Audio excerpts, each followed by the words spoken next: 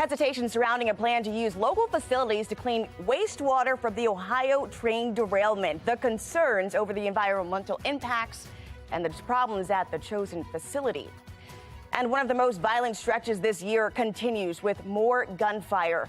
Fox 45 News presses city and state leaders on what they're doing to improve public safety. And I am tracking more rain today. This line of showers and storms headed our direction. I'll let you know exactly when it arrives here in a couple of minutes. Live from WBFF in Baltimore, this is Fox 45 Morning News. Good morning to you. It is still dark out there. Live look now over Towson. Thanks for being with us this Saturday, March 25th. We've got a lot planned today. I'm Taylor Stewart. Let's jump right in with your forecast. Meteorologist Amy Aronson. Good morning. Good morning, Taylor, and happy Maryland Day. Happy Maryland Day is today. Yeah, bringing out my bright yellow for it. Couldn't include all the colors, but I do have a graphic for you all later on showing what to expect for the rest of the day. But right now, our focus is on this line of showers and actually storms. If you look closely, there's a little bit of lightning mixed in there. That is what's traveling our direction, and it will actually arrive here in Baltimore by the end of the morning. We are dry right now, dry and pretty comfy actually, starting the day off in the mid-40s, but that line is heading towards us. So if you want to squeeze in anything outside, maybe a quick run, a jog, a walk with the dog before the rain arrives, I think you have a couple of hours to do that. I think that line of showers and storms gets here between 9 and 10 a.m. this morning. And at that point, temperatures are going to stay consistently cool and in the mid-40s. Now, it's not going to rain all day today. So coming up in 10 minutes, I do have an updated look at our timeline for the showers and the storms today. And I'll let you know exactly what to expect and what it means for all your weekend plans. Taylor? All right, developing now more than a month after a toxic train derailment in Ohio. Some of that contaminated water could be making its way here to Maryland for treatment. But Baltimore leaders in both the city and the county are voicing their concerns. It's another box to check at the Backwater River wastewater treatment plant, an area that is already struggling in its day-to-day operations. Fox 45 Keith Daniels joins us with more on that plan and some serious doubts. Baltimore City Mayor Brandon Scott and Baltimore County Executive Johnny Olszewski say they both just learned about this plan. They got a letter from the contractor who's proposing to process this water. I have a lot of questions. We have since followed up with the governor's office. The contractor is Clean Harbors Environmental and Industrial Services, selected by the Environmental Protection Agency and the Maryland Department of the Environment to treat and discharge the wastewater at the city's Department of Public Works Back River Wastewater Treatment Plant in Dundalk. The city and county share that wastewater system. Getting answers from the railroad company. Tensions high Wednesday night. Neighbors are telling us they want answers and they want help. It's going up now. This comes a month after a fiery train derailment on the Ohio-Pennsylvania border. The contaminated wastewater from that derailment to be treated now here in the Baltimore area. The Baltimore County Executive says he and the mayor have questions and concerns, including how the wastewater will get to Maryland and for the overall operation. We want to make sure, really, this is about what's going into the system. There's a chance to make sure that before we introduce any of this water into our system, that we are clear about what is happening, having questions answered, ensuring appropriate testing is in place. The Back River plant has recently faced troubles. Just last year, the plant was taken over by the state after objects that looked like feces were found floating in the water near the plant. A report from workers at the Maryland Environmental Service revealed that there were failures at, quote, nearly every level of the city-owned plant. Problems including murky discharge from hydrants and broken electrical boxes. Still, leaders from the city and county believe Back River can handle this latest load, despite past issues. To be clear, we're talking about two different issues, though. The issues that were raised in letters and other actions were around the treatment of the sewage that was going through our wastewater treatment system. This is, regardless of the issues at play, I think we all can say we have some pause about accepting contaminated water from the derailment. Now, Keith mentioned some of the issues at the Back River plant. The building itself is still under repair after a gas fire led to an explosion just 9 days ago. DPW officials say no waste disposal operations were impacted. They are reporting progress in its plan to cut back on forever chemicals, or PFAs, in the city's water supply. Levels are now below an EPA threshold for concern at all 3 water plants in Baltimore. You can see our reporting on these chemicals and prior issues at the Back River on foxbaltimore.com. In a city in crisis, a family is mourning today after a 19-year-old man was killed in East Baltimore last night. Hours earlier, there was a double shooting that claimed the life of a 26-year-old in North Baltimore. On Thursday alone, 11 people were shot, 1 person killed, but city leaders remain positive despite the outburst of violence. I think about the state of Maryland. We know that our impact and the work that we're doing right now, both with the federal government and local government, to reduce violence in the state of Maryland, that it is working, and we plan on continuing to double down on that investment. But a deeper dive into the data paints a different picture. While homicides are down overall compared to this time last year, last January, 36 people were killed. Now, this makes it the deadliest January on record, potentially skewing these numbers. In 2021, 27 people were killed, and then in 2020, 26 people were killed. This is on par with what we're seeing this year. And moving on to February 2023, 17 people were killed, which is already 1 more than last February. Don't get me wrong, we do need to highlight the progress that we're making, but you can't pretend that people aren't dying every day. I think what's frustrating the people of Baltimore is when our city leadership pretends that there isn't a catastrophic problem. Former federal and state prosecutor Dhruv Vignarajah says based on the numbers, he's saying it's just too soon to tout success. In Annapolis, Vignarajah is hoping that comments from city leaders don't cause crime-fighting legislation to be overlooked. Now, with just over 2 weeks left in legislative session, the fate of several major crime bills are still stuck in committee. Attempts to make stealing a handgun a felony, increase penalties for repeat violent offenders, and lengthen time in jail for illegal gun possession. They're all hanging in the balance, even with Democratic City State Attorney Ivan Bates joining in those calls for tougher gun laws. I've gone to too many funerals. I've gone to too many and watched too many people and young boys and young men and young kids and young ladies who look like me and you that are dying and losing their life.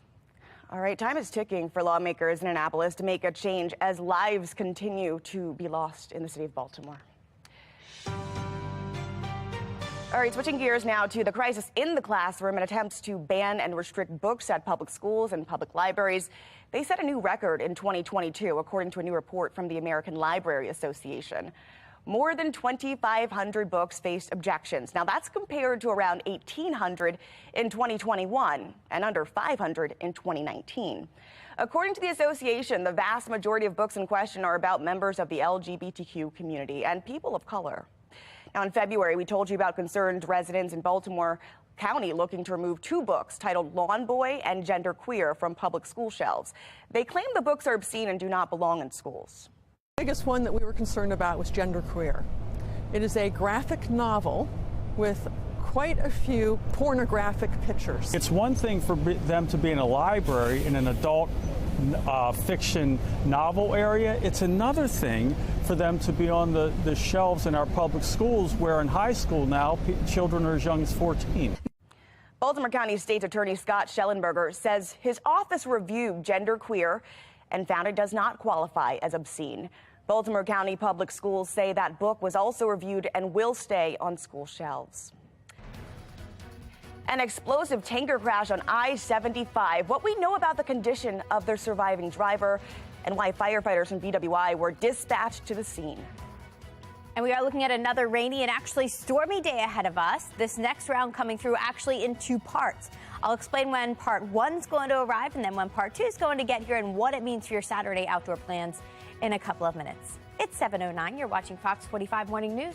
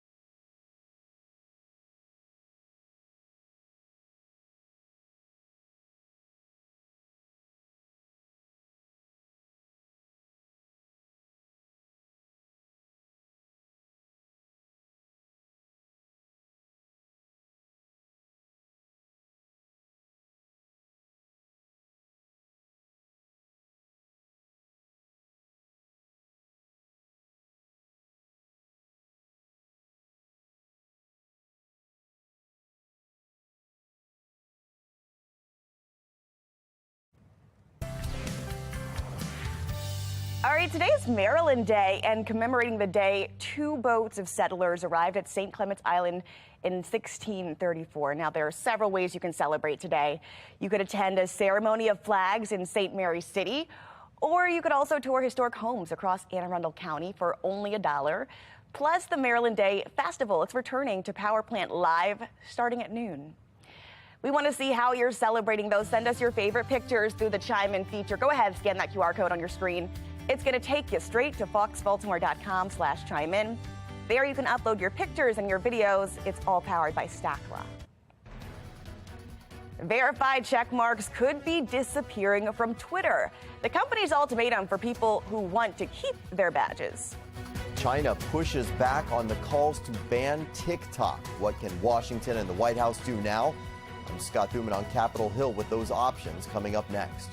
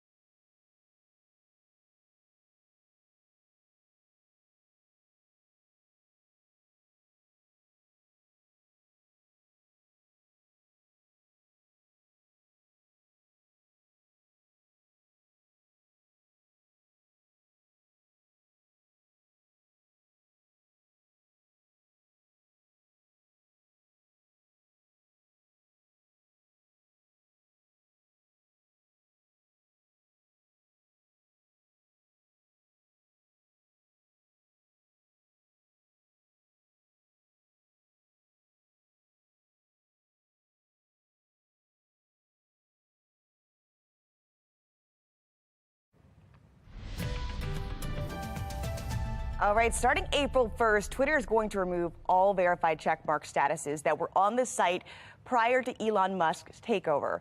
Now, they say people and businesses who want to keep those checks will have to subscribe to Twitter Blue or Twitter verified organizations, neither of which are free. If a corporation wants to be verified, it must pay $1,000 plus taxes for verified checkmarks on their page, as well as another $50 a month for each affiliate page.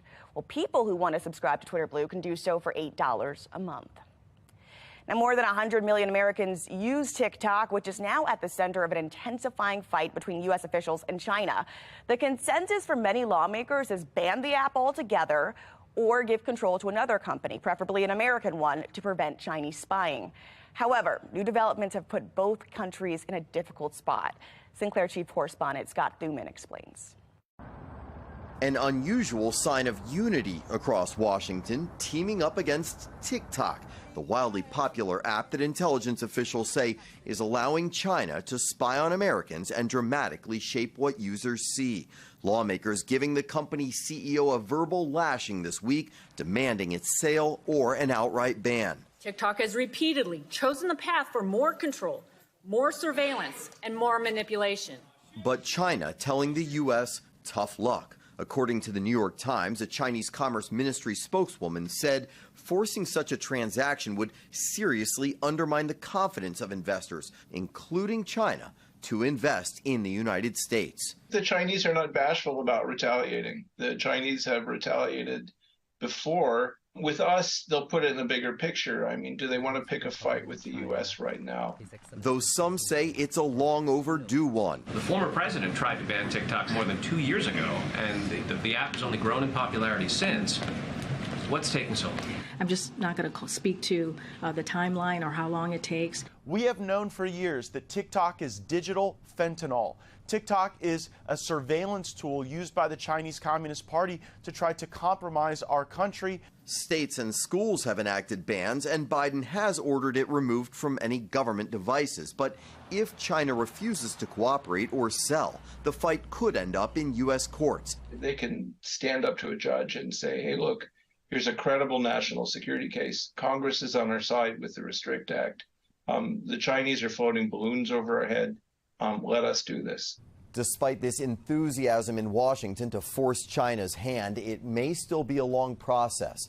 Lawmakers say finding compromise between the different versions of the bill in the House and Senate could take months, even the rest of the year. On Capitol Hill, I'm Scott Thuman. All right, Utah just passed a new law requiring kids get parental approval before they can join any social media app. The Utah Social Media Regulation Act would require all platforms to conduct age verification for Utah residents. Now, the bill also imposes a curfew for anyone under the age of 18 from going on the sites from 10:30 p.m. to 6:30 a.m., and parents will have access to their teens' accounts. This bill is set to go in effect in March of 2024. But March of 2023 has already been a grab bag of mixed spring weather. Meteorologist Amy Aronson, what's happening today? I have no idea at this point because yesterday was so rainy, the day before that gorgeous. Yeah, unfortunately more rain coming our way today, and unfortunately it was a nasty night of storms across the south. I pulled up the storm reports to show you the line of destruction left behind.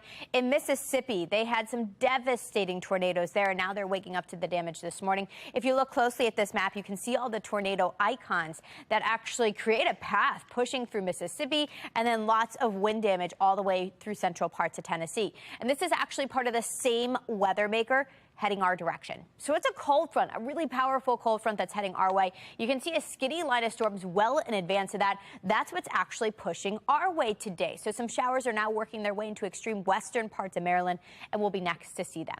And we do have a severe weather risk today. This was upgraded from the Storm Prediction Center. We're not alone. Looks like areas in the southeast also under a marginal risk. We're also included in that marginal risk. So that is a 1 out of 5 on the threat level scale. It is low, but you'll notice the western half of our area included in that, and that means we could see some isolated strong to severe storms later on today. The storms are actually going to come through in 2 rounds. Round number 1 comes through later this morning, right around 8 to 10 a.m. That's when we get this line of heavy rain and some embedded thunderstorms. Doesn't last long, wraps up by noon, wraps up by midday.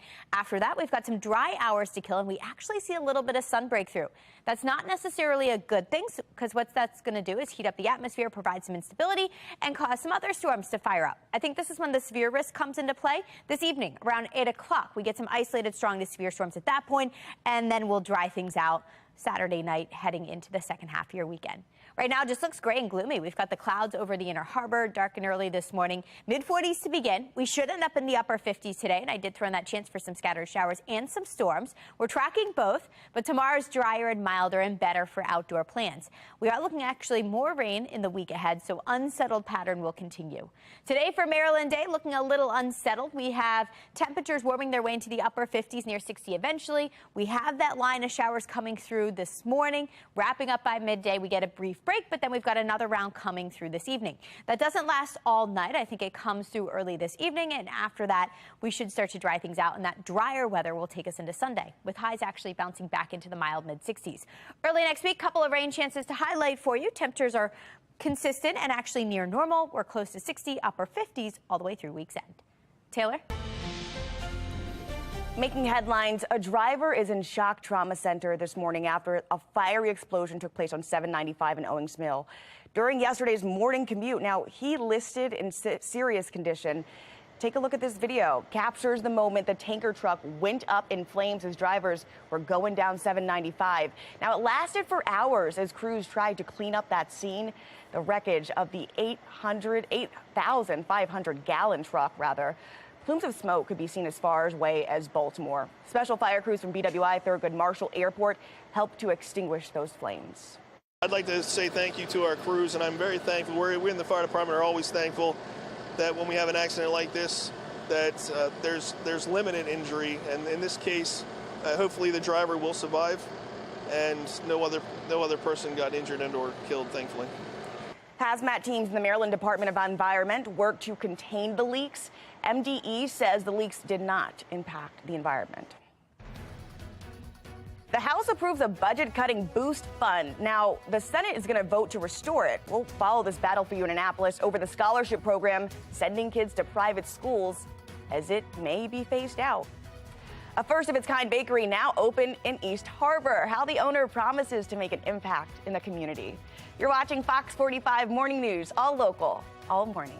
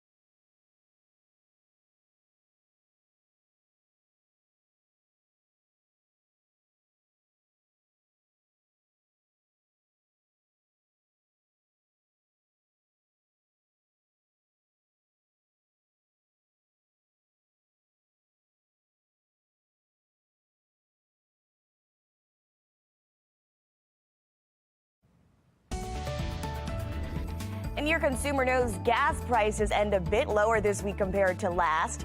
According to AAA, the national average cost for a gallon of gas is now $3.44. A month ago, gas averaged out to about $3.39 a gallon. Even lower here in Maryland, though, AAA is reporting that the average cost for a gallon is $3.30. Disney World has reached a tentative deal with its union workers, agreeing to boost the park's minimum wage from $15 to $18 an hour by the end of the year. The 6 unions that make up the Service Trades Council Union Coalition will vote on the contract proposal on Wednesday. If accepted, the hourly pay for full-time workers could increase by at least $5.50 over the next 5 years. Disney released a statement praising the deal, saying it also includes industry-leading benefits and health insurance coverage and tuition reimbursement. All right, spring has arrived, but Six Flags is already looking ahead to the summer. The park just announced its newest attraction, the Rip Curl Blaster. All right, that's going to be the park's biggest investment in over a decade. Six Flags says the water coaster will include multiple rip currents, shooting riders over hills and drops and sharp turns. It's set to open for the first time this summer. Baltimore's H&S Bakery is opening a new restaurant and bakery in Harbor East. Need's Bake Shop and Cafe is serving customers. Mayor Brandon Scott and City State Attorney Ivan Bates and former Mayor Jack Young were all on hand to cut the ribbon. The owners say the cafe will provide a unique experience. Whether we're hosting inner city kids or hosting a date night for a baking class, how we support the community can end up taking on a lot of different forms. No longer are we going to have to hop on a train to New York to get the New York bakery experience. We built it bigger and better right here in Baltimore.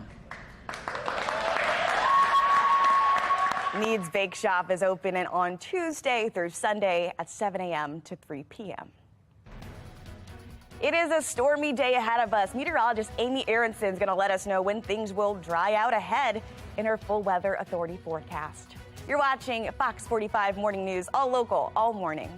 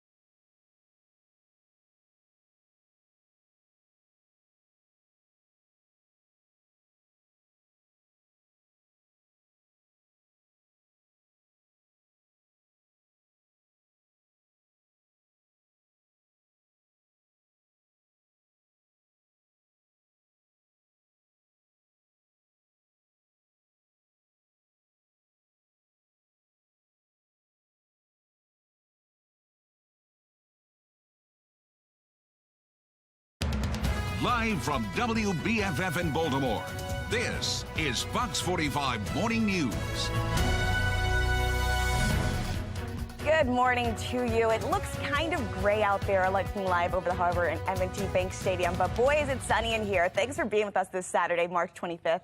I'm Taylor Stewart. Let's get right over to your sunshine. Meteorologist Amy Aronson with a lot of yellow. Yeah, trying to brighten things up on what's going to be yet another rainy and actually stormy day. We're tracking this line of heavier rain that's actually now pushing its way through western parts of Maryland. If you look closely, you can see some little lightning bolts there. So also some embedded thunder as that works its way our direction, actually pretty quickly. Let's time it out together, find out when it arrives. Looks like it's here between 8 and 10 a.m. That's when we get some soaking rain. So if you're headed out during that time period, maybe headed down to the Be More Healthy Expo, you're going to need a rain jacket and an umbrella at that point. Doesn't last long. By the time you leave at midday around 12, 1 o'clock, it's already clearing out. Then we get a break from the showers and the storms. But we're not done yet. Round 2 coming this evening. So round 1's later this morning, some heavier rain with some embedded thunderstorms. This evening's when we throw in the risk for a few strong to even severe storms. Coming up in 10 minutes, I'll walk you through both rounds of showers and storms, and I'll let you know exactly what all of this means for the rest of the weekend, too. Taylor? In your Session 2023 coverage, the measure aiming to cut funding for the Boost Scholarship Program has cleared another hurdle in Annapolis. The House approved some deep cuts to the scholarship program for low-income families, but the Senate voted to maintain that funding. Fox 45's Jeff Abel has more on the latest turn of events. Mighty Maryland students. Mighty Maryland students. In Annapolis, hundreds of students turned up the volume to help support our school. in a fight to save their educational future. Many of them rely on public scholarships to pay for their private education. It's very important and special to people that is less fortunate and that need more and more education. But the governor's proposal to slash $2 million from the Boost Scholarship Program has put students in the political crosshairs and politicians in a real tug-of-war. It's really outrageous. We shouldn't be leaving these kids behind and their families behind. That public dollars should not be going to private schools. Public dollars are going towards ensuring that we're building a world-class public school system. The governor eventually wants to phase out the program, providing scholarships to low-income families seeking private education.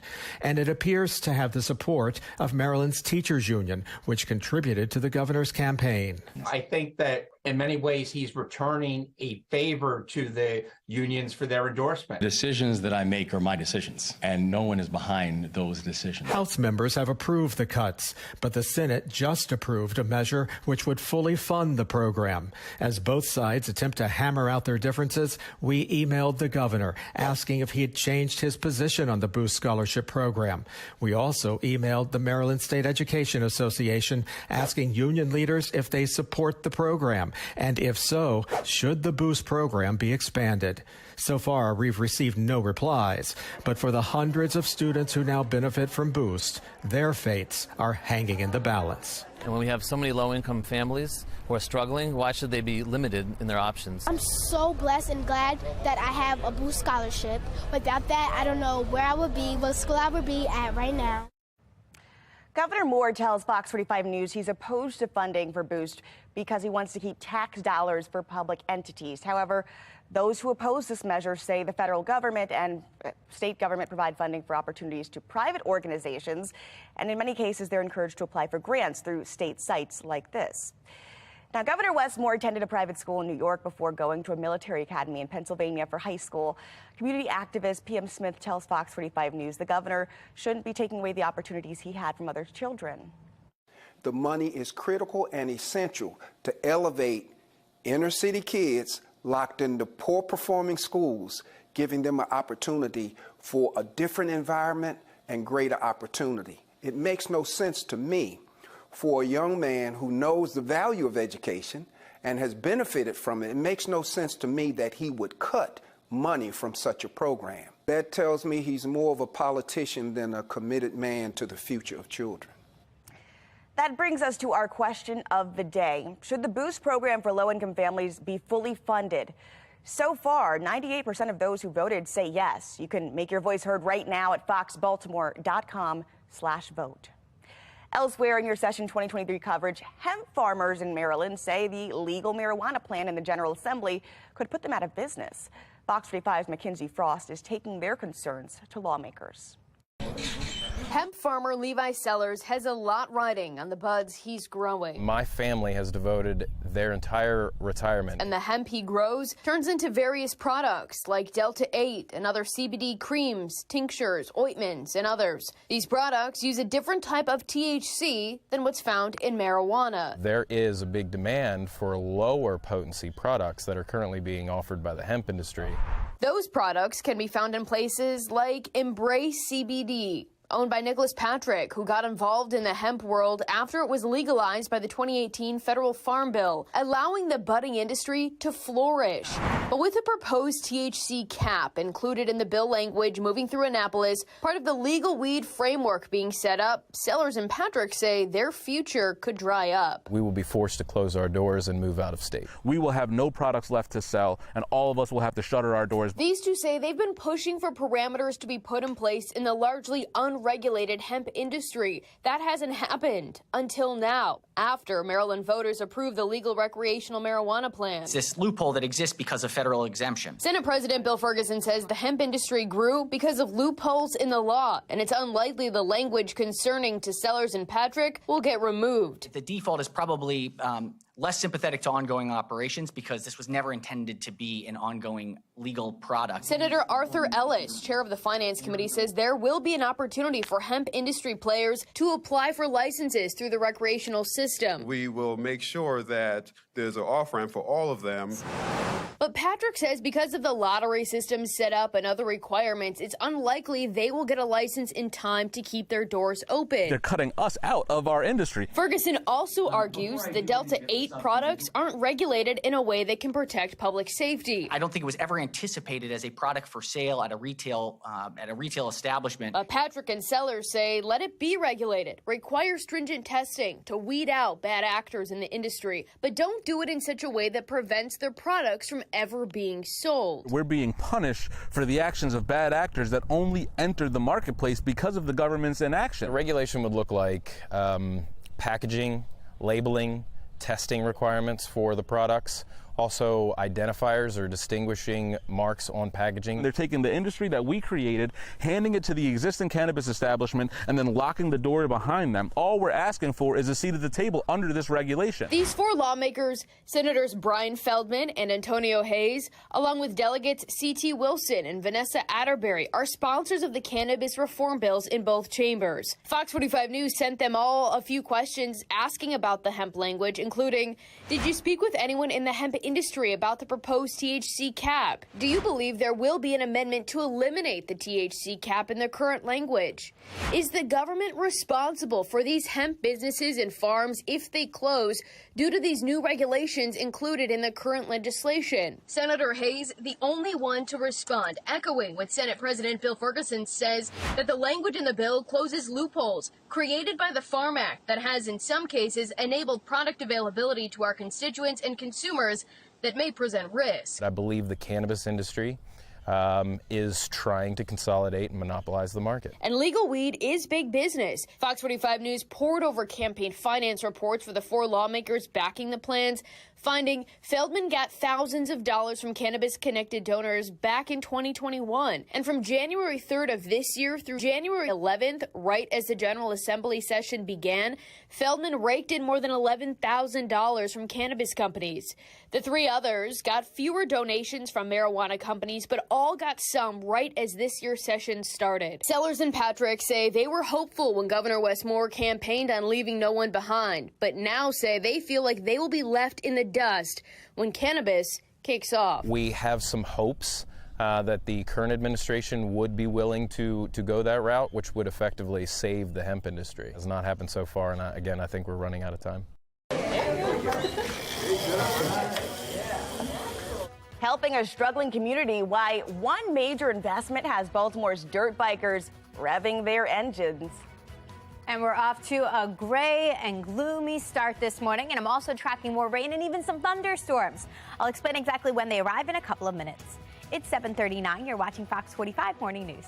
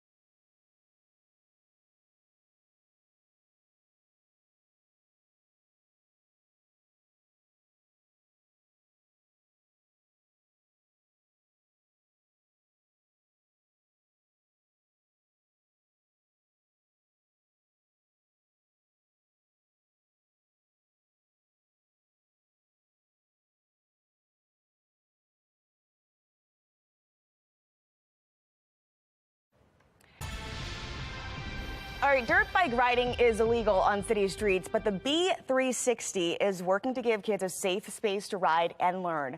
Right now, B360 runs out of an empty lot in Pigtown, but $3 million in federal funding will help build a dedicated space. Now, the group teaches kids who have an interest in dirt bike culture more about bikes, and they tie science and engineering into this to help set them up for STEM careers.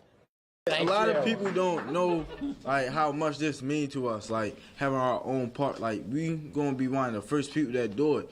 And my dream, one of my dreams is since I joined B360, always to have like safe space to ride. No, I want to say a home, because we have a family, but we don't have a home. So I will always would like a home, a place, you know, where everybody can ride. Check out Senator Chris Van Hollen taking a spin. Okay, he helped approve this federal funding. B360 is still working on raising about $10.5 million for this project.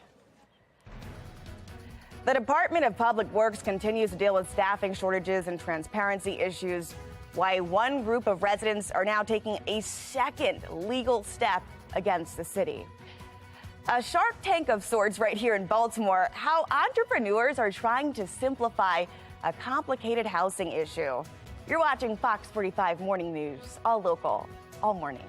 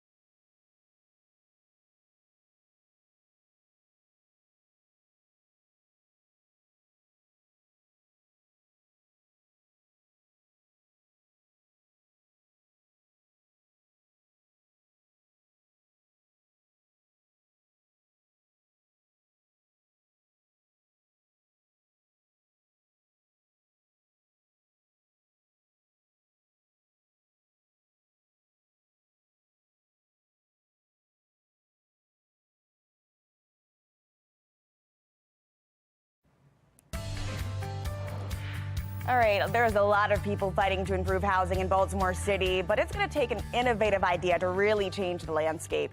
In today's Maryland Moment, Maxine Stryker and photojournalist Drew Fox introduce you to two women pitching their ideas at a local Shark Tank. Housing in Baltimore has always been complicated. There is so much housing issues here in Baltimore. From historic redlining. We'd love to see new lines drawn. To a crisis of abandoned homes. Areas like West Baltimore are still being impacted, 16,000 vacant lots. It's a generational problem that's yet to be solved. Luckily, there are plenty pushing for change. There are so many people in Baltimore with great ideas, and they just need a platform to be heard. That platform right here at Loyola University. A real estate love fest for building community. The Shark Tank of sorts was organized by women in real estate for women of color to pitch their unique ideas. My name is Ruth Travis. My name is Reverend Chandra Caples-Webb. Ruth and Chandra are hoping to catch the attention of the sharks in the room. Ruth Pink House will be a place where breast cancer survivors can come for rest and relaxation. Ruth Travis is pitching a recovery house where women can come before, during, and after breast cancer treatment. Can you just go into a little bit more detail for me about the the house itself. The Pink House, we will have nutritional sessions. I will let them celebrate their years of survival or their birthday there. Ruth believes your environment has everything to do with how you heal. I want a kitchen.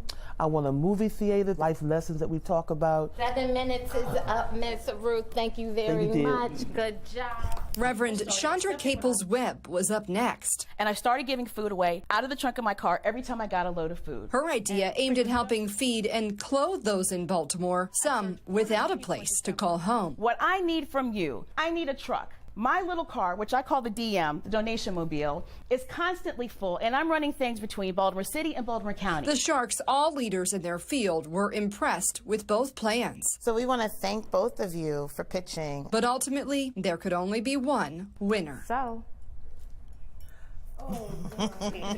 it's the Pink House with the pink outfit and the pink nails and the pink shoes and Miss Ruth. Ruth's Pink House, now one step closer to becoming reality. Now I feel like the vision is kind of coming into fruition, and I'm just excited. Ruth will now have assistance with her business plan and financial advisement moving forward. Tonight I can go home with a little more hope that this can become a reality. She knows her idea has the potential to change the landscape of Baltimore for many women navigating a difficult time. Because so many people need help and they don't know where to go to find it. And the room recognized that too.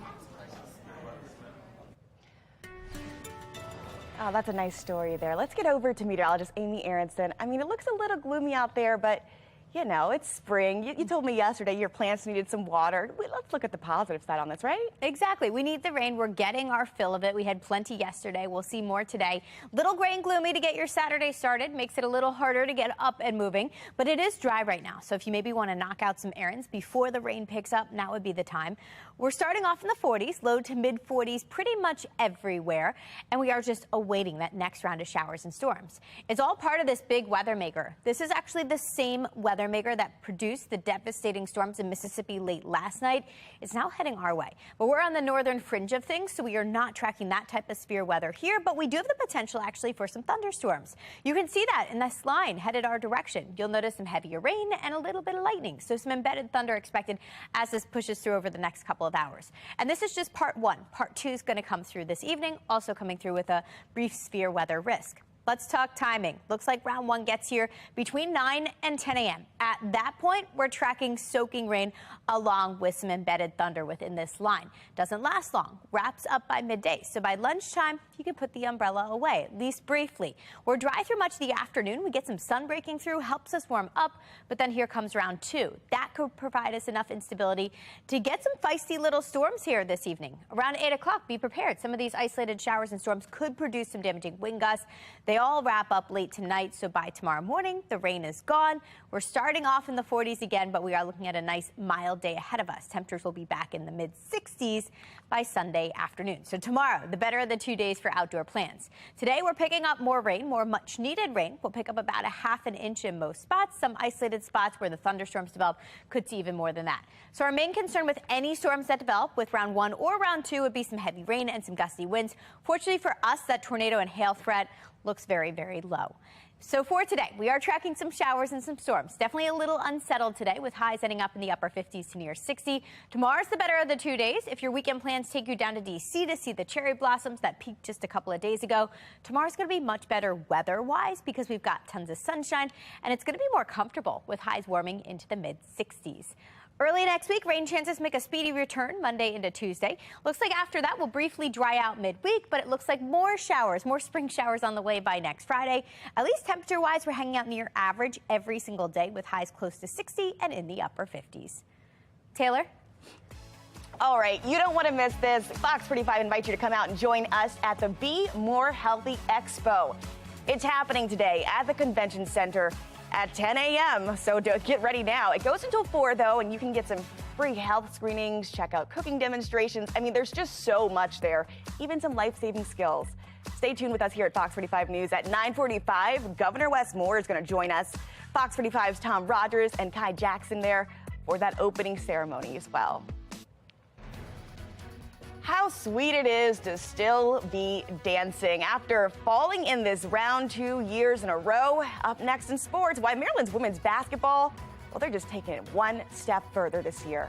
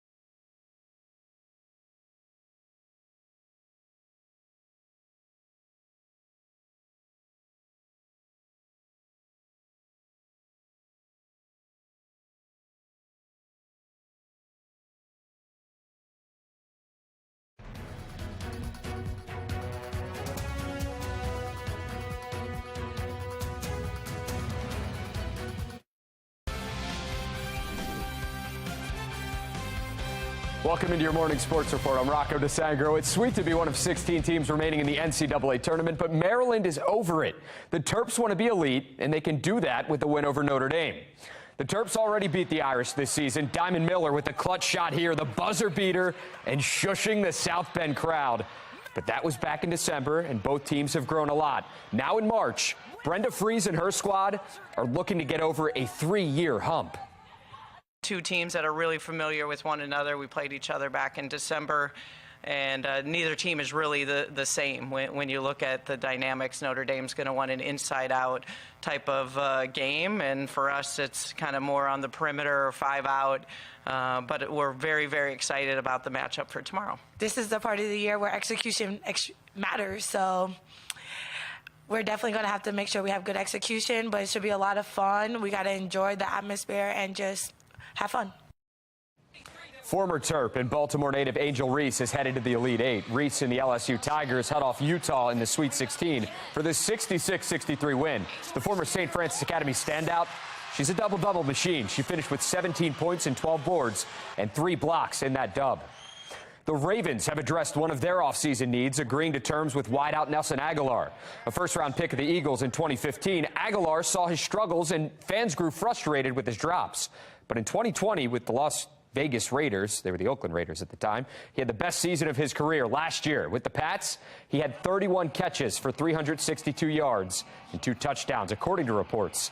It's a 1-year deal. I think they were the Oakland Raiders when he played for them. Who knows? To spring training, Kyle Gibson will start the O season opener. Look at the beautiful sky in Florida. He got the ball against the Yanks yesterday. He went 4 2/3, giving up 6 runs on 11 hits.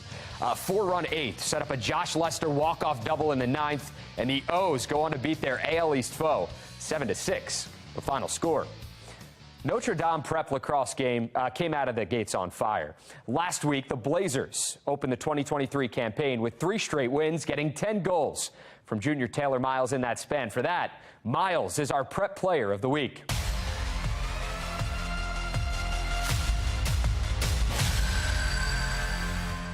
Taylor Miles, who's mic'd up right now. She's ready to go. 10 goals last week. I'm sure a ton more goals in the future this season. And for that, you are the FOX45 Prep Player of the Week. Taylor, congratulations. I owe it all to my team and my coaches. We all get to play together every day, and we just all put in the work. And it helps out when we all know we can trust each other and we depend on each other to get those assists and get those goals and get through for each other. Miles is coached by lacrosse Hall of Famer Mac Ford, who calls the junior captain the hardest working player on the team. She's a junior captain. We have 4 captains, so we're excited about her and her leadership just by example. She's very mild when she speaks, but she is a big-time player. Those leadership qualities will be very important at the United States Naval Academy. That's where Miles will continue her lacrosse career and go on to serve this country. Her dad was an All-American Hall of Fame player, and she's following his footsteps to Navy, and so she is really committed to her craft. I think that it'll be a new scene. Like, college lacrosse is definitely different than high school, and it'll be more fast-paced, and I'll get to meet new girls and have a lot of fun. Prep Player of the Week is provided by Allegram, your trusted source for awards. Congrats to Taylor on the accomplishment. Congrats to her again and her team. That's your morning sports report. I'm Rocco DeSangro. Have a great Saturday.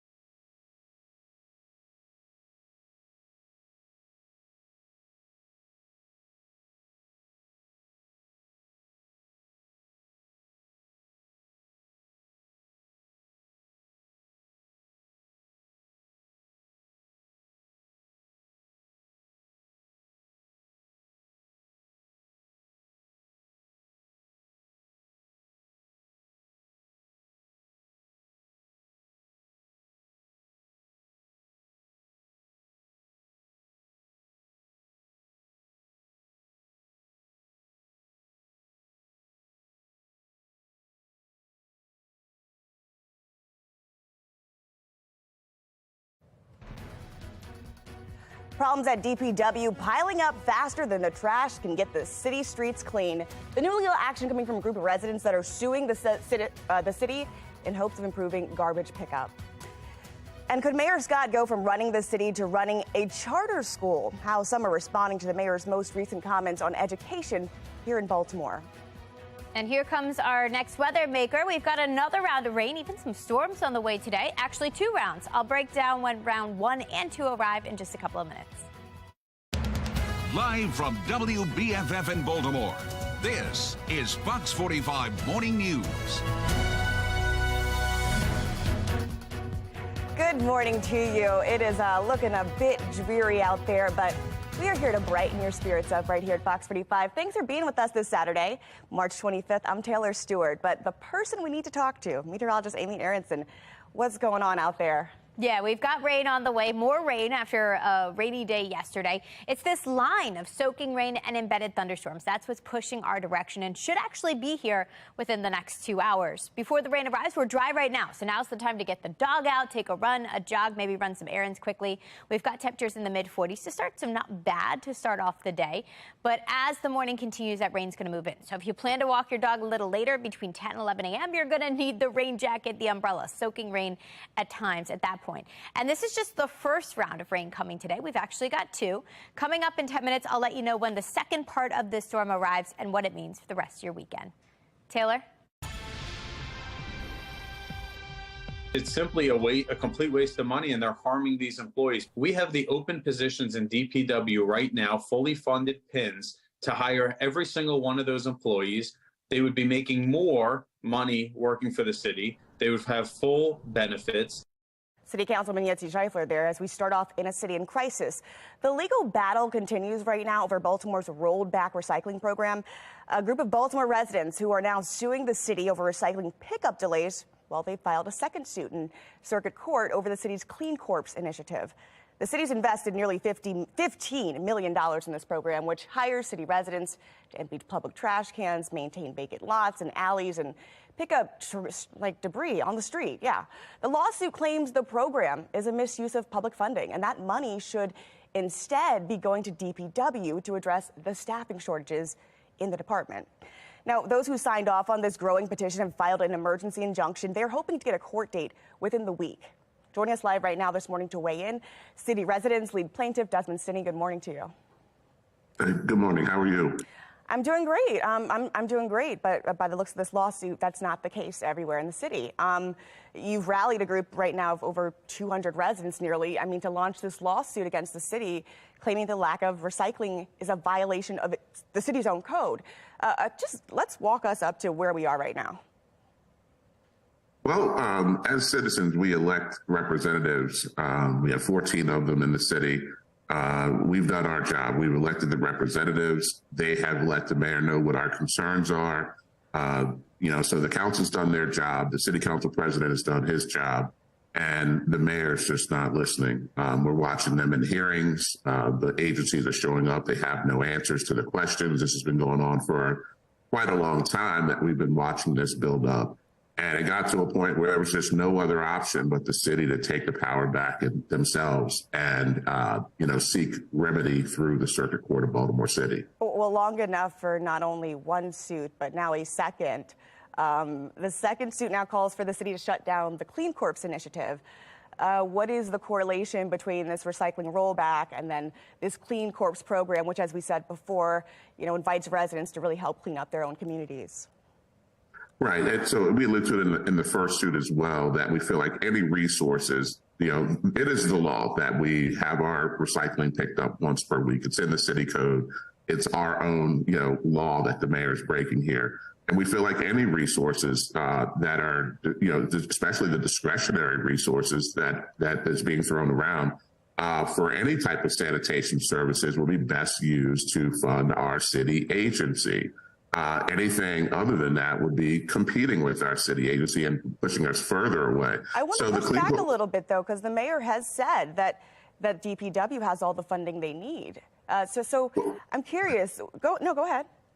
Well, if DPW has all the funding it needs, then I'm curious as why we don't have all the services we deserve. And you cite the city's code in that lawsuit. Can you tell me right now, is it a good idea for the program to hire city residents? Is that a program, do you think, that's going to, I guess, fully encompass the issue you're going through right now, and nearly 200 others are?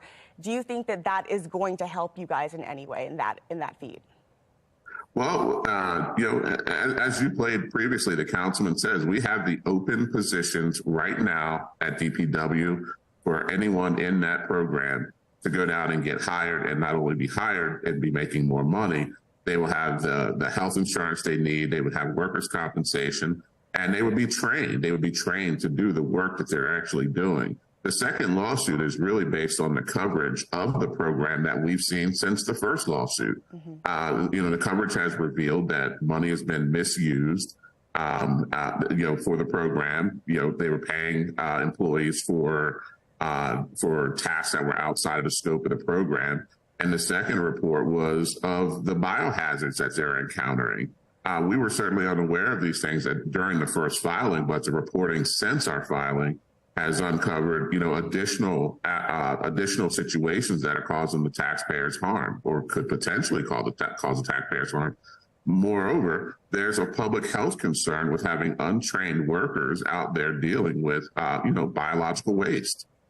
So that was the impetus for the second, because we felt like we needed a more immediate action taken. You're definitely going down a more detailed route than I think we also would need to verify here at Fox 45 News, because you're raising some points that we, haven't really digged into yet. But I just want so people can follow this lawsuit.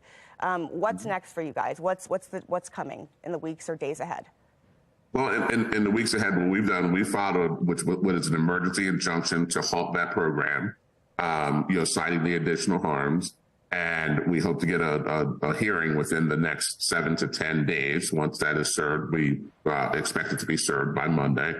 And then we'll have a hearing, and the circuit court judge will decide, whether or not that program should continue or whether it's posing too much risk for the city. All right. Well, we'll stay in contact and stay on this lawsuit as this continues. Thank you so much, Mr. Shinnie. I appreciate it. Thank you. All right. Thank you. All right, these lawsuits are not the only issue the Department of Public Works is now facing. Newly obtained information shows Baltimore City violated state and federal regulations during September's E. coli contamination. You recall that? This is according to the state. Fox 45 News' Mackenzie Frost explains why the city still says they had nothing to do with this and did not do anything wrong. This letter sent to the Department of Public Works in November, telling the agency there were 2 violations, the E. coli in the water samples, and then failing to notify the public their water may be contaminated within 24 hours of knowing about the hazard. This letter sent exactly 2 weeks after Fox 45 News' investigation aired, showing DPW leaders may have misrepresented the response to the E. coli outbreak. All based on emails Fox 45 News obtained showing how long DPW waited to tell the public about the contamination and restricted communication with the press about information. Confirmation of the federal public notice violation is not how DPW Director Jason Mitchell and Mayor Brandon Scott described the communication with the city, even when asked about the timing. Once DPW received that confirmation, the public was notified. 2 days later, DPW has been in total compliance with EPA and MDE guidelines regarding notifications. We follow every regulation working with our state partners, and they will tell you that we follow every regulation. And again on September 9th. We're going to follow every rule and every regulation. When the second positive test samples came back Sunday, September 4th, the 24-hour notification clock started. DPW notified the Maryland Department of Environment by noon, but it would be more than 24 hours before the city agency notified the entire public, despite emails showing the state told DPW to issue a boil water advisory Sunday night multiple times. September 5th, DPW posts this notice on Nextdoor and Twitter at 7:43 in the morning. MDE tells Baltimore City that notification does not fit the required notice. Finally, on Monday, September 5th, around 10 p.m., the city issues the corrected advisory about the E. coli contamination, missing the federally required public notice within 24 hours. When questioned about our initial investigation, Director Mitchell shifts from saying the city complied with the rules. But we know that MDE said that the tweet in the Nextdoor wasn't sufficient, and they told you multiple times to issue that BWA Sunday. Why didn't that happen? We worked closely hand in hand with MDE throughout the entire process. But Mayor Scott doubles down. They said that we followed their protocols to a T. MDE did not say that you guys followed it by a T. They told DPW multiple times on Sunday to issue the BWA, and it didn't happen. No, I think that what you're saying is you're accusing DPW of ignoring what MDE said. They did, according to the email. Since the E. coli outbreak, DPW Director Jason Mitchell submitted his resignation, now staying on the job through the end of June. Yosef Cabetta, the head of water and wastewater for DPW, also resigning. Now, Mayor Scott and Director Mitchell tell Fox 45 News there were no violations, saying, "We followed proper protocol when notifying the public," pointing to the social media posts as an example. MDE says the breakdown revealed improvements that should be undertaken by the city. One of the most violent stretches this year continues with more gunfire. Fox 45 News presses city and state leaders on what they're doing to improve public safety. And I am tracking this line of steady rain and actually embedded thunderstorms. I'll let you know when it arrives here in Baltimore because it is getting closer and closer in just a couple of minutes. It's 8:11. You're watching Fox 45 Morning News.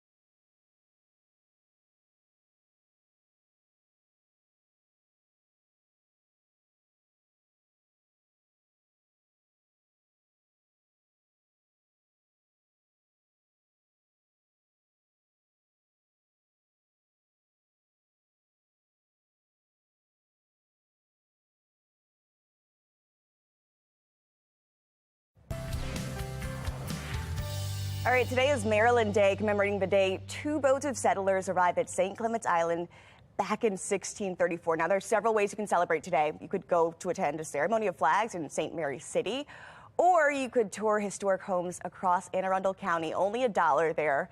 Plus, the Maryland Day Festival returns to Power Plant Live. It starts at noon. Alrighty, after the break, Mayor Brendan Scott said he'd like to open a charter school someday. Now, Project Baltimore is looking into that claim as lawmakers in Annapolis are split over the future of the program that gives scholarships to attend schools. You're watching Fox 45 Morning News, all local, all morning.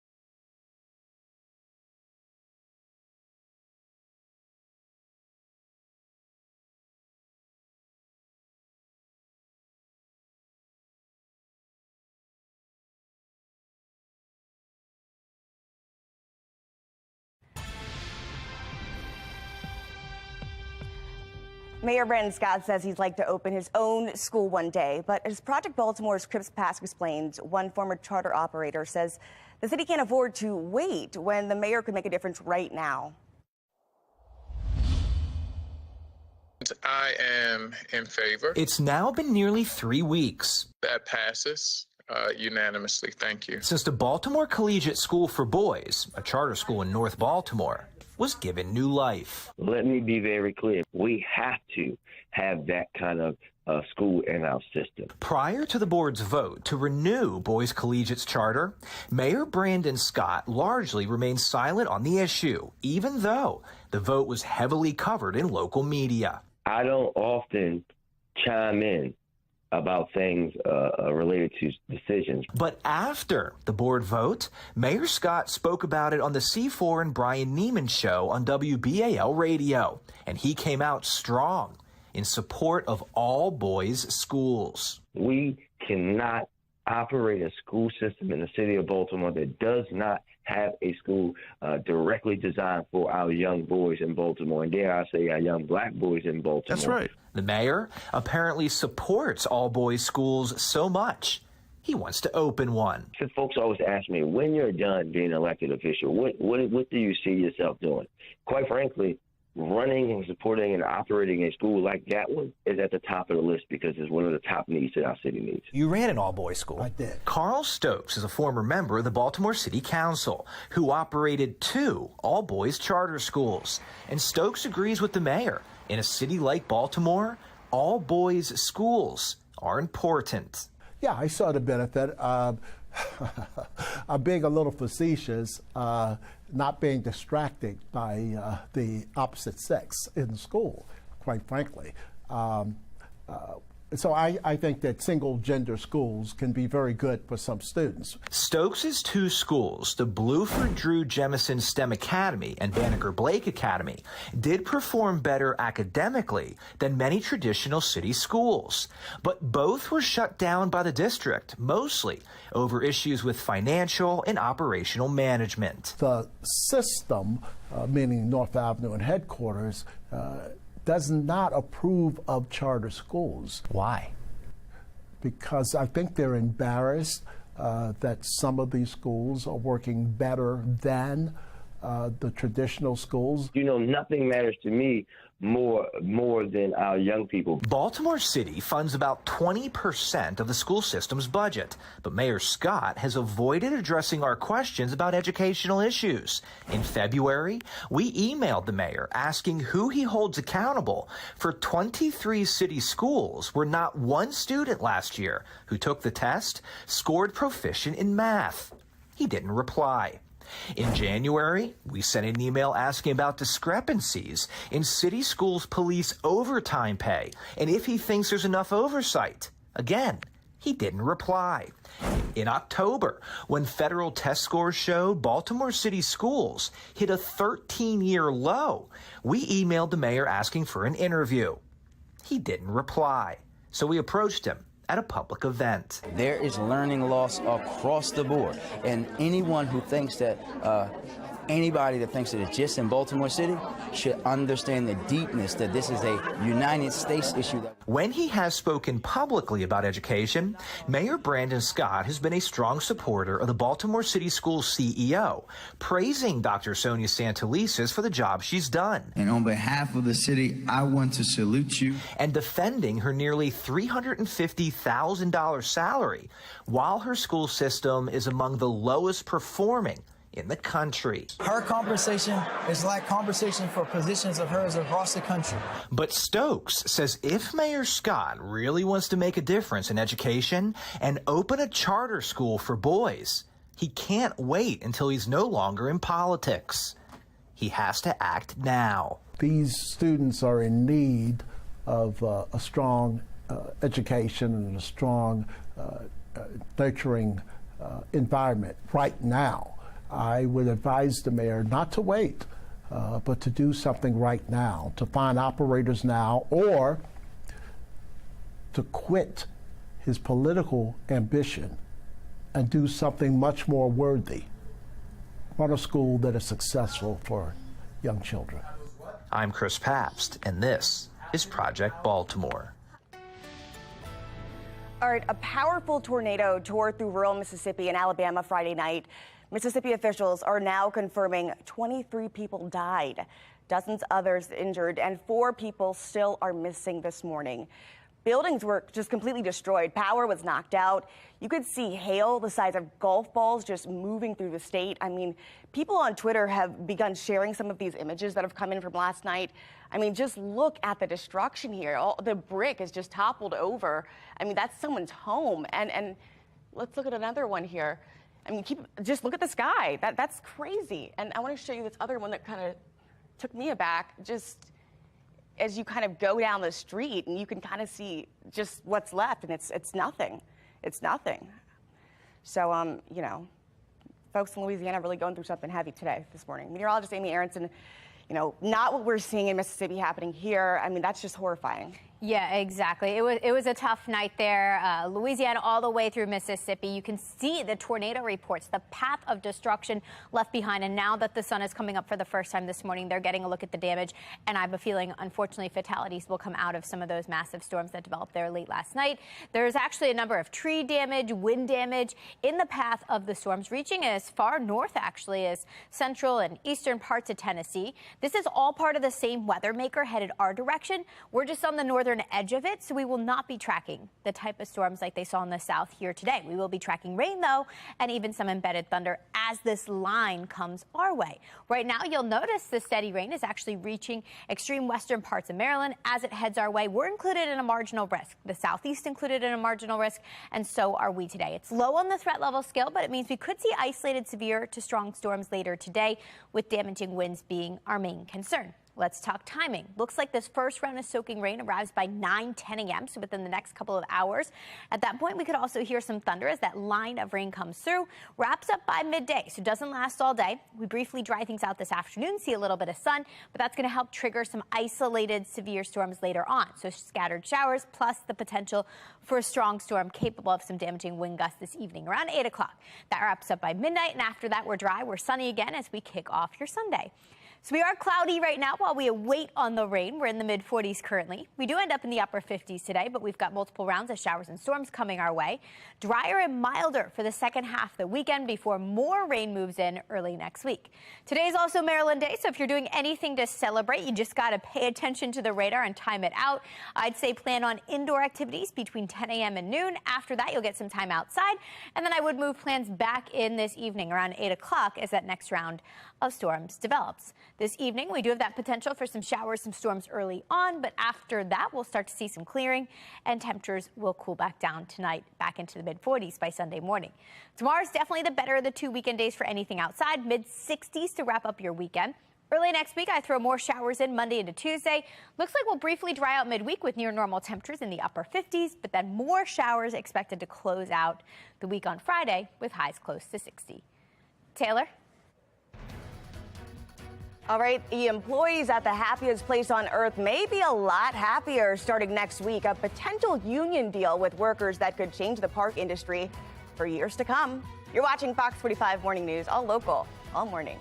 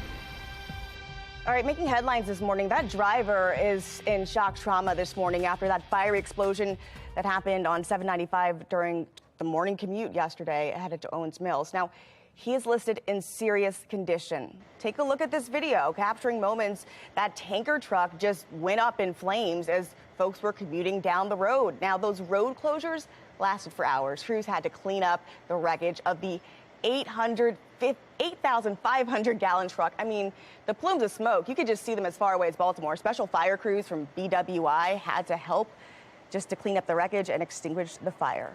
I'd like to say thank you to our crews, and I'm very thankful. We in the fire department are always thankful that when we have an accident like this, that there's limited injury, and in this case, hopefully the driver will survive, and no other person got injured and or killed, thankfully.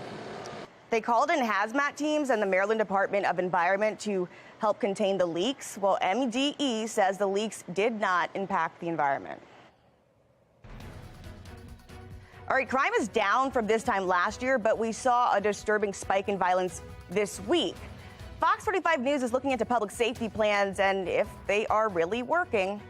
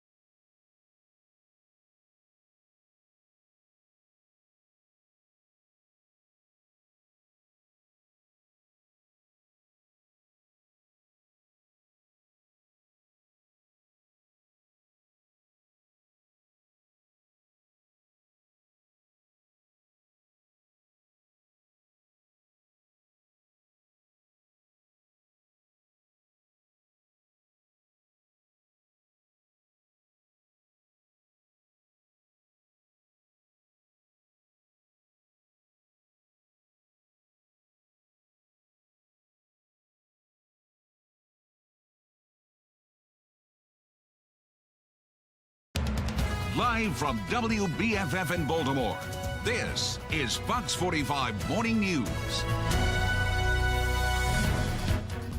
Hey, good morning to you. It is a little gloomy and dreary, but why not just grab a cup of coffee, sit on the couch, and join us here this Saturday, March 25th. I'm Taylor Stewart.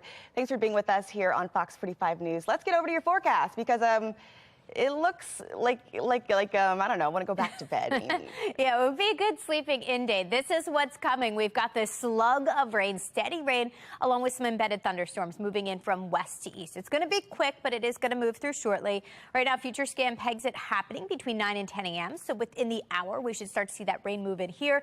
Wraps up by midday, though. So by lunchtime, we should be saying goodbye to round 1. This is just the first part, though. We are tracking more storms before the day is over. So here's the breakdown. Today, round 1 moves through later this morning. Heavy rain with embedded storms at that point. Round 2 shows up this evening with a few strong to even severe storms at that point. Coming up in just about 10 minutes, I'll walk you through the future scan for the entire day, and I'll also let you know what it means for our temperatures today and for the rest of the weekend, too. Taylor? All right, in a city in crisis, a family is mourning the loss of their son today. A 19-year-old was killed in East Baltimore late last night. And then hours earlier, a double shooting ended the life of a 26-year-old north of town. So just this past Thursday, though, 11 people were shot. One person was killed. But city leaders say they're moving in a positive direction despite the outburst of violence. When I think about the state of Maryland, we know that our impact and the work that we're doing right now, both with the federal government and the local government, to reduce violence in the state of Maryland, that it is working, and we plan on continuing to double down on that investment. A deeper dive into the numbers paints a different picture here. So homicides are down overall compared to this time last year. Now, last January, 36 people were killed. That was the deadliest January on record, potentially skewing the numbers here. So look back in 2021, though, 27 people were killed. And then 2020, 26 people killed. And then, so what we're seeing this year, pretty much on par with what we've seen in previous years. Now, moving on to February 2023, 17 people were killed, in which that's one more than this time last year. Don't get me wrong, we do need to highlight the progress that we're making, but you can't pretend that people aren't dying every day. I think what's frustrating to the people of Baltimore is when our city leadership pretends that there isn't a catastrophic problem. Former federal and state prosecutor Thuru Vignaraja says based on the numbers he's seeing, it's just too soon to tout success. In Annapolis, Vignaraja is hoping that comments from city leaders don't cause crime-fighting legislation to just be overlooked. With only 2 weeks left in the session, the fate of several crime bills are just stuck in committee. I mean, they hang in the balance here. And attempts to make stealing a handgun a felony, this is one of them. Another that would increase penalties for repeat violent offenders. And then there's one that would lengthen jail time for illegal gun possession. These all hang in the balance, even with Democratic City State's Attorney Ivan Bates joining in the calls for tougher gun laws. I've gone to too many funerals. I've gone to and watched too many people and young boys and young men and young kids and young ladies who look like me and you that are dying and losing their life. So time is ticking right now for lawmakers in Annapolis to really make a change. And as we're seeing more lives just continue to be lost in Baltimore City. Joining us this morning to discuss the recent violence, Europe C. Morgan, spokesperson for the People for Elected Accountability and Civic Engagement, also known as PEACE. Good morning to you. Good morning. So let's get right into this. I mean, we just had a really violent Thursday, 11 people shot. Do you agree with city leaders when they're saying the homicides and non-fatal shootings are down this year compared to last? I mean, we looked at the numbers, but what's your take on what we're seeing? No, I am not in agreement with the city leaders. And, you know, we've had 3 now town halls throughout Baltimore City. We're going to continue to have them in all 14 councilmanic districts. And I can tell you that the people that we've talked to are also not in agreement with the city leaders. They're still afraid to leave their children. They're still afraid when their kids walk out of the door. They're afraid to go to work because of the violence. I don't care what the mayor and the governor are saying, but I think it's also very important to recognize the words that they use. When Governor Wes Moore talks about the violence reduction, he's talking about Maryland overall. So he's not just looking at Baltimore City. He's not being honest, I think, in the way that we should be having this conversation, which is to look at the area that has the highest concentration of crime, which of course is Baltimore. I mean, look at Baltimore County in 2021, they had 54 homicides, and that was record breaking. In Baltimore City, we can do that in 3 months. I want to push back a little bit because I do want to get to the legislation. I mean, if they're seeing any bit of success, I mean, is it not encouraging to at least applaud that? Obviously, we're still seeing ridiculous, senseless levels of bloodshed. I mean, there's no reason 19-year-olds, 16-year-olds, 26, no one are dying. There's no reason. That's unacceptable. But they're making slight hinges of progress, as they're noting. Is that something we should be celebrating to encourage, or do you think we should be looking more so at the grave reality of it? I don't see any indication that Ivan Bates, the state's attorney's bill, is actually going to become law. Right? What we would celebrate is if the leaders of Baltimore City and the legislature in Maryland, which is fully Democrat, right, they have a veto-proof majority in the legislature, which means if they wanted to pass Ivan Bates' bill, they could do that absolutely. If they wanted to make stealing a gun a felony, they could absolutely do that. If they wanted to increase the penalty for using a gun in a crime, they could absolutely do that, but they're not doing those things. As a matter of fact, they have those laws, those bills have been written, they have been introduced, they have been debated and discussed, and as of right now, it doesn't look like they're going to become law. So we should absolutely celebrate the people who are writing those bills, but if they are not going to become law, then they're not actually going to help the state's attorney in Baltimore, one of the most dangerous cities in America, in the world, actually. And when you talk to people, what they want are results. Look, we should look at the crime trends, and yes, we should applaud when things are going well, but we shouldn't be using that as an excuse to stop the work that we need to be doing. And that's what's so frustrating to people is when you hear a statement like Mayor Brandon Scott or Governor Wes Moore that make it sound like, oh, everything's fine, and yet you have residents who are afraid to walk outside of their door. That is disingenuous at best. We'll have to see how this legislation plays out as the session winds down here. Yopsy Morgan, thank you so much for joining us. Thank you. All right, still ahead, product recalls are essential to consumer safety. But what happens when watchdog groups can't ring the alarm soon enough? Spotlight on America investigates. And we are off to a cloudy start today. Rain is set to arrive shortly. I've got an updated look at exactly when the rain returns and how long it lasts today in a couple of minutes. It's 8:38. You're watching Fox 45 Morning News.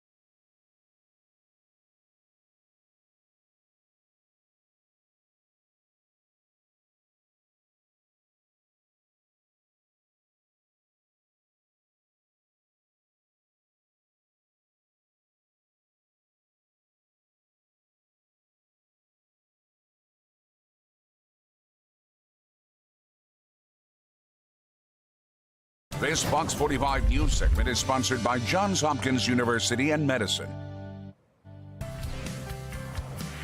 All right, today is the Be More Health Expo. Okay, so many things you can do there, but one of them is help from a volunteer. You can get them to help remove your charges from your public record, opening so many doors to new opportunities. Joining us live this morning to tell us more, volunteer attorney Alicia Wilson. Good morning.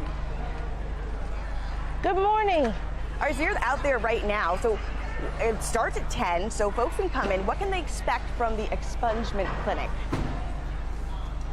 So as they come into the expungement clinic, they will come meet with a paralegal that will help them to assess what their criminal record might be. And then after that, they'll get to meet with an attorney that will go through their criminal record, look at all the offenses, and then complete all of the documentation that allows for them to expunge those things from their record.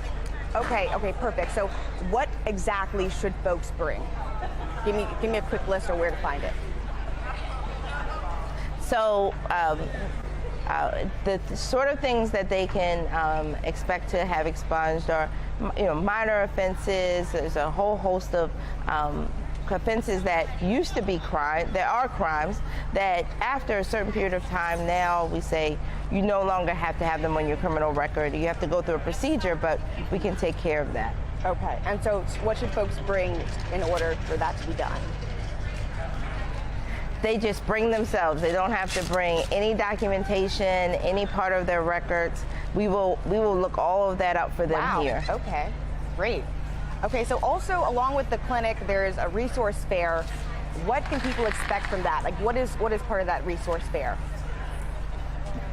So we have everything from Johns Hopkins Telehealth Equity Project, Hopkins Local, which will be hiring on the spot. We also have the Mayor's Office of Employment Development, the United Way. The Links Incorporated are here to provide health advice to them. We also have Turnaround Tuesday and Project Place, which will help them with housing. Okay, so let me just wrap this up, Alicia. You can get your record clean and you can get a job. So it's 8:43 right now. You can get a job, you can get a house. Get your suit ready. That's right. That's right. You can get your record clean. You can get your a job. You can get a house. You can come and look at your identification to see what you need. If you need your ID, we can help you to get your ID. There's just so many services we're providing as a part of this resource fair. That's incredible. If I wasn't here, I'd be there. Maybe I will be. All right. Thank you so much, Alicia. Thanks for volunteering. Yes, Thanks for being you. There. All right, we invite you to come join us at the Be More Healthy Expo. It's going on today at the Convention Center from 10 a.m. to 4 p.m. You can get some free health screenings. You can check out cooking demonstrations, learn life-saving skills. Heck, we just learned you could do that and so much more. And then here at 9:45, Governor Wes Moore is going to join us. Fox 45's Tom Rogers and Kai Jackson both out there right now getting ready for that opening ceremony. Could waste from the toxic train derailment in Ohio be coming to Baltimore? Well, we'll tell you about the proposal and the local plant with a troubled history that could be responsible for treating the tainted water.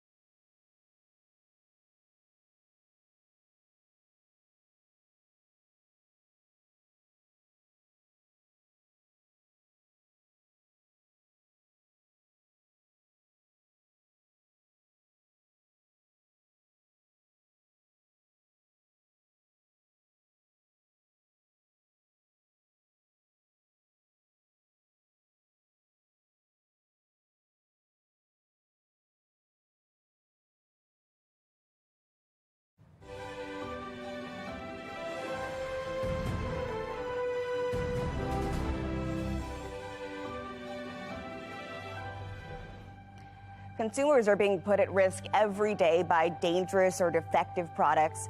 But the agency that's supposed to warn us says they often can't, even when something goes wrong. Spotlight on America's Angie Moreski investigates. It can take months, even years, to get defective and dangerous products off the market. But now there is a movement in Washington to change that. If I knew a product was killing people right now, I couldn't tell you. That startling statement from the head of the government agency that's supposed to warn consumers about dangerous products.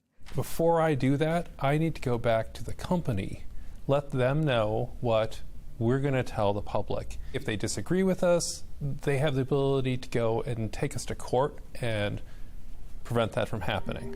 Consumer Product Safety Chair Alex Hohen-Sarek says he's limited by Section 6B of the Consumer Product Safety Act, which requires companies to be notified at least 15 days before any disclosure, giving them time to block it in court. That leads to negotiation, which can delay recalls for products like the Fisher-Price Rock and Play, now linked to more than 100 deaths, Peloton treadmills, at least one child death and more than 70 serious injuries, and several IKEA Malm dressers, responsible for at least 8 children killed. Can the agency just be more aggressive and put that warning out? I mean, what's the company going to do at that point if indeed children have died? We have to follow the law, because the law is the law. Sunshine is the best disinfectant. Connecticut Senator Richard Blumenthal wants the secrecy to end. He's introducing the Sunshine in Product Safety Act to repeal 6B. We're talking here about real life and death impacts. It would remove the straitjackets and restrictions that enable companies now to negotiate about recalls pertaining to their own products. On the House side, Illinois Representative Jan Schakowsky is sponsoring the bill. We can't have profits over people and children. We're talking about saving lives. This was where it happened, right in that spot. Unfortunately for Janet McGee, the Sunshine Act is too late. Her 2-year-old son Teddy was killed in 2016 when an IKEA Malm dresser tipped over on top of him. How infuriating was it to you to realize other children had died before Teddy? It was heartbreaking. Since Hohen-Sarek took over, the CPSC has stepped up efforts to warn the public about dangerous products, putting out 13 warnings over the past year and a half, more than the previous 4 years combined. We're willing to push it, and honestly, some of those warnings have turned into recalls. The Sunshine in Product Safety Act is expected to be introduced this month, and the CPSC is proposing a change in its own rules, asking for more flexibility to announce dangerous products. That proposal is open for public comment. We'll have a link for you at spotlightinvestigates.com. I'm Angie Moreski for Spotlight on America. All righty, let's head over to our weather. Meteorologist Amy Aronson with a check of what's been a dreary forecast, but looking up, right? Yeah, exactly. Little dreary today. Second half of the weekend does look better. Cloudy now with rain moving in shortly. We are off to a comfortable start, mid-40s to begin, so not bad at the moment if you want to squeeze in one more walk before this mess gets here. This is our next weather maker. It's the same system that produced severe weather and the devastating storms across Louisiana and Mississippi late last night. Now it's heading our way. For us, though, it's not going to be that type of severe weather. We are just looking at this slug of rain inching its way in now, actually currently reaching the Westminster area. So Carroll County, you see this first, and then it reaches Baltimore shortly after, between 9-10 a.m. this morning. Future scan shows that not only will we be dealing with heavy rain through 10 a.m., also some embedded thunders. Don't be shocked if you hear thunder, see a little bit of lightning. Doesn't last long, wraps up by midday, so just a couple of hours. After that, we briefly dry out and warm up, so you will have plenty of time to get outside this afternoon and do anything you want. Maybe head down to D.C. and check out the cherry blossoms that just reached peak a couple days ago. But you're going to want to move outside plans back inside this evening. We get isolated storms developing, and this is when severe weather could be a concern, some brief damaging wind gusts. All the storms should clear out late tonight, and after that, we dry out for the second half of the weekend. We're off to a comfortable start again tomorrow morning, and then even milder during the afternoon, with highs ending up in the mid and upper 60s to wrap up the weekend. So today's threats with any storms that develop. Some brief heavy rain, gusty winds will be our main concern. Fortunately here, we're not looking at the tornado or hail threat later today. So we are tracking some rain pushing through this morning, a second round this evening. Highs end up in the upper 50s today with the clouds and the rain chances. Tomorrow's drier and milder. We welcome back full sun, plus we'll end up in the very comfortable mid and upper 60s by the end of the day. Scattered showers make a speedy return Monday into Tuesday. Temperatures will stay near normal, though, every single day next week. We get a brief break from the rain Wednesday and Thursday, but it looks like more showers will close out the week by week's end on Friday. Taylor? A first-of-its-kind bakery now open in Harbor East. How the owners are promising to make an impact in the community. You're watching Fox 45 Morning News, all local, all morning.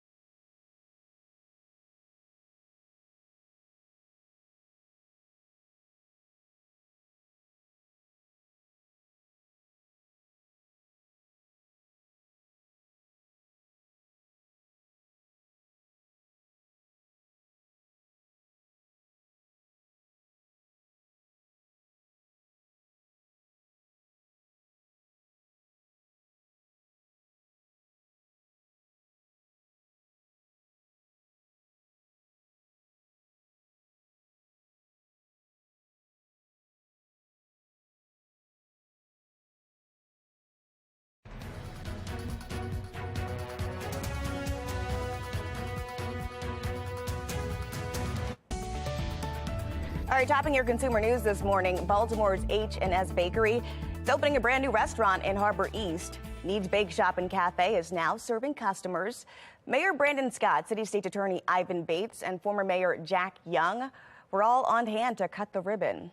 The owners say the cafe will provide a really unique dining experience. Whether we're hosting inner city kids or hosting a date night for a baking class, how we support the community can end up taking on a lot of different forms. No longer are we going to have to hop on a train to New York to get the New York bakery experience.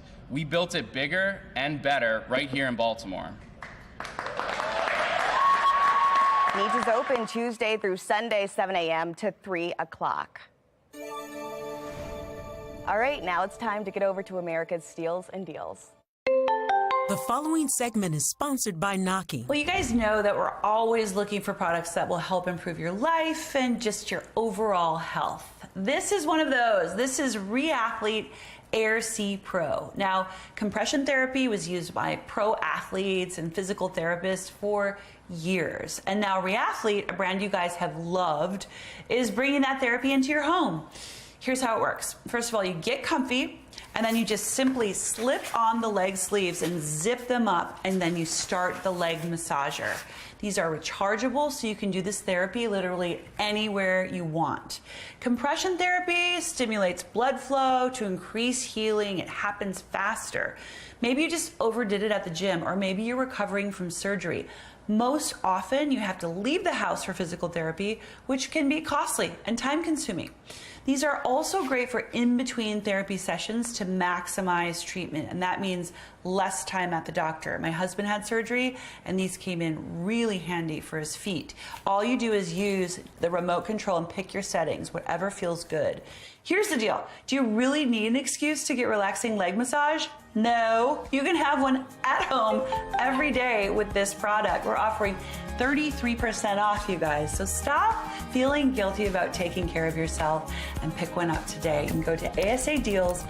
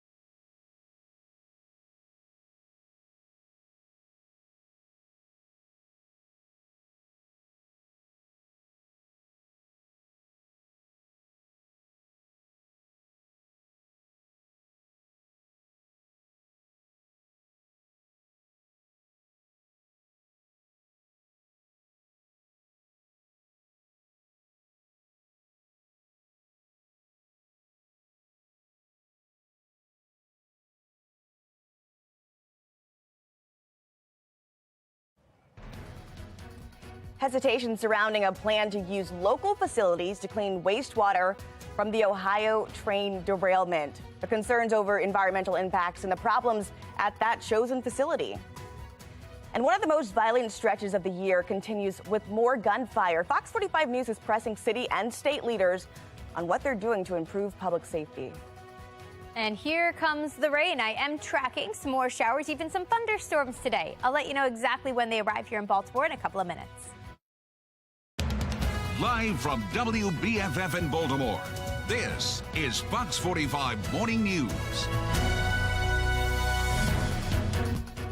All right, here, you're looking live at the harbor. You're also looking at Towson. We're giving you a live look everywhere, including here in the studio. Thanks for being with us this Saturday, March 25th. I'm Taylor Stewart. Let's get right over to your forecast because we've clearly got some rain coming our way. Meteorologist Amy Aronson with us. Yeah, exactly. This slug of rain coming our way this morning, actually arriving now in parts of our area. This is part one of a multi-part event today. So we've got a couple of rounds of showers, even some storms. First round arriving as we speak. So that's now pushing into Carroll County, spots like Westminster getting hit with some rain. Aldersburg, you're next. Howard County will see this first, and then Baltimore City as that continues to travel westward. But you'll notice it's not rain that's going to last all day. So the whole day, not a washout, but we do have 2 rounds of showers and even some storms that we got to talk about. We're starting off in the mid-40s right now. You still have some time to kill before that line gets here. If you want to run some errands or maybe get the dog out quickly, I think within the hour by 10 a.m. we are seeing that rain in the Baltimore area, and then it continues through about midday. After that, we'll get another break, but then round 2 will follow this evening. Coming up in 10 minutes, I'll take you through the whole day on Future Scan, break down both rounds of showers and storms, and also let you know when some of these storms could actually turn strong to even severe later today. Taylor? All right, developing now more than a month after that toxic train derailment in Ohio. Well, some of that contaminated water could be coming right here to Maryland for treatment. But leaders in both Baltimore City and the county are voicing concerns. It's another box to check at the Back River wastewater treatment plant. It's already struggling right now in its day-to-day operations. Fox 45's Keith Daniels joins us with more on this plan and some of those doubts. Baltimore City Mayor Brandon Scott and Baltimore County Executive Johnny Olszewski say they both just learned about this plan. They got a letter from the contractor who's proposing to process this water. I have a lot of questions. We have since followed up with the governor's office. The contractor is Clean Harbors Environmental and Industrial Services, selected by the Environmental Protection Agency and the Maryland Department of the Environment to treat and discharge the wastewater at the city's Department of Public Works Back River Wastewater Treatment Plant in Dundalk. The city and county share that wastewater system. Getting answers from the railroad company. Tensions high Wednesday night. Neighbors are telling us they want answers and they want help.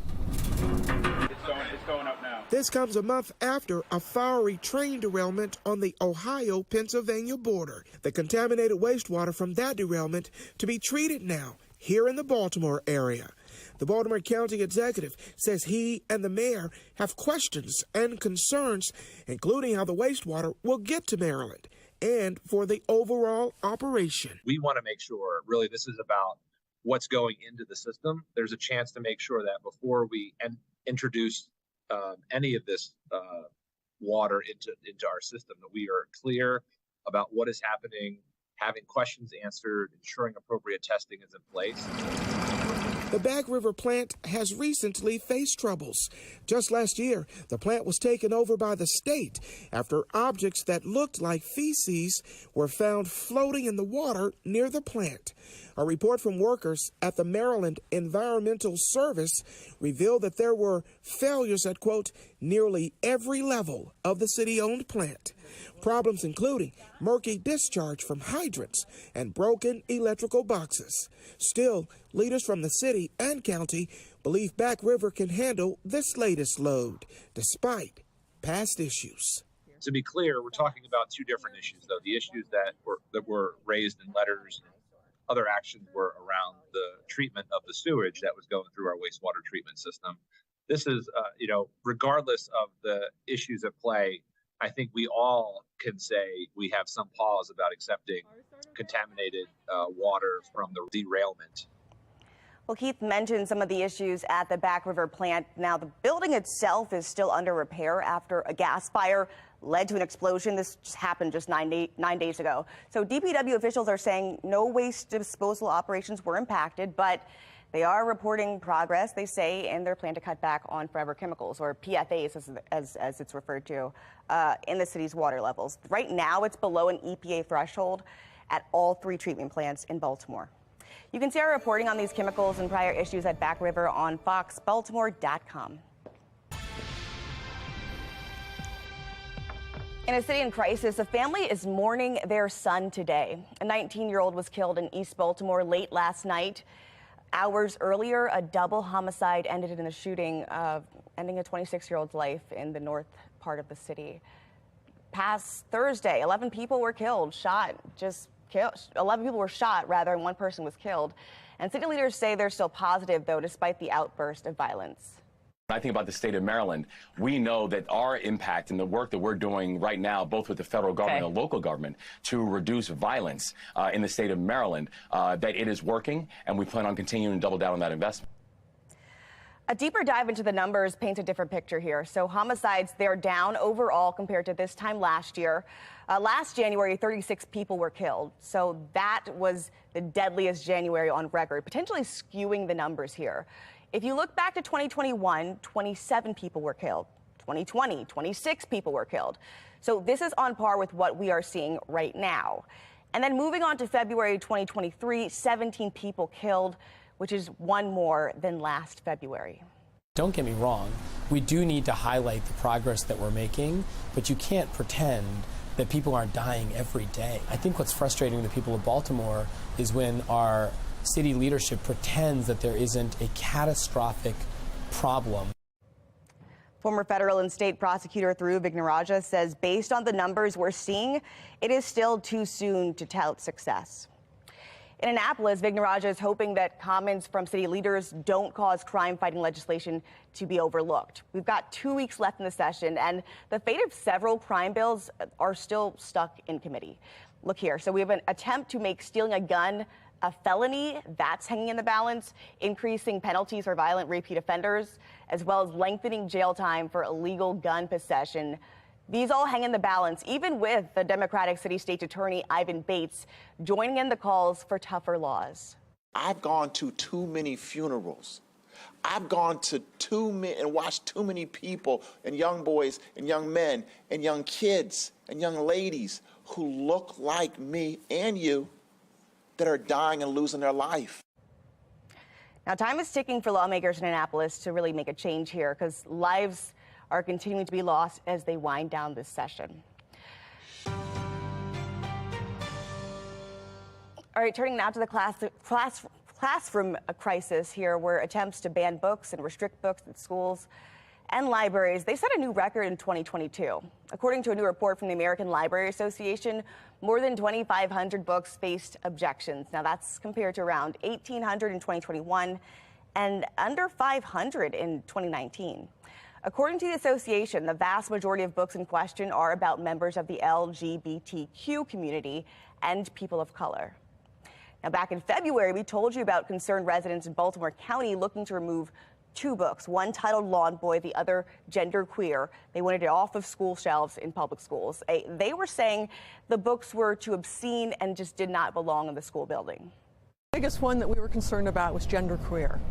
It is a graphic novel with quite a few pornographic pictures. It's one thing for them to be in a library in an adult fiction novel area. It's another thing for them to be on the shelves in our public schools, where in high school now children are as young as 14. Baltimore County State's Attorney Scott Schellenberger says his office reviewed Gender Queer and they found it did not qualify as obscene. Baltimore County Public Schools says they've also looked at that book and it's going to stay on school shelves. Helping a struggling community, why one major investment has Baltimore's dirt bikers revving their engines. And here comes the rain. I am tracking this round of showers pushing into Westminster right now. Find out when it arrives in Baltimore and how long the rain sticks around today in a couple of minutes. It's 9:09. You're watching Fox 45 Morning News.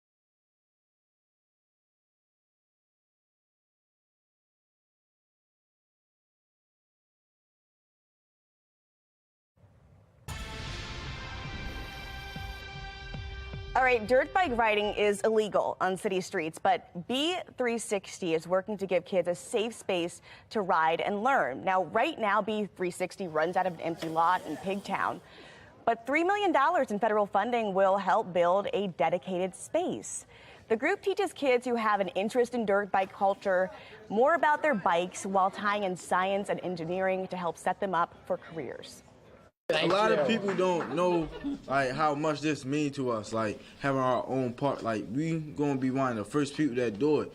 And my dream, one of my dreams is since I joined B360, always to have like safe space to ride. No, I want to say a home, because we have a family, but we don't have a home. So I will always would like a home, a place, you know, where everybody can ride. Okay, so also check this out, because Senator Chris Van Hollen, who's taken a spin too, he helped approve the federal funding here. B360 is still working on raising about $10.5 million for this project. A convicted killer turned fugitive after he's released on parole. The new crimes he's accused of and the efforts to track him down in today's Maryland's Most Wanted. You're watching Fox 45 Morning News, all local, all morning.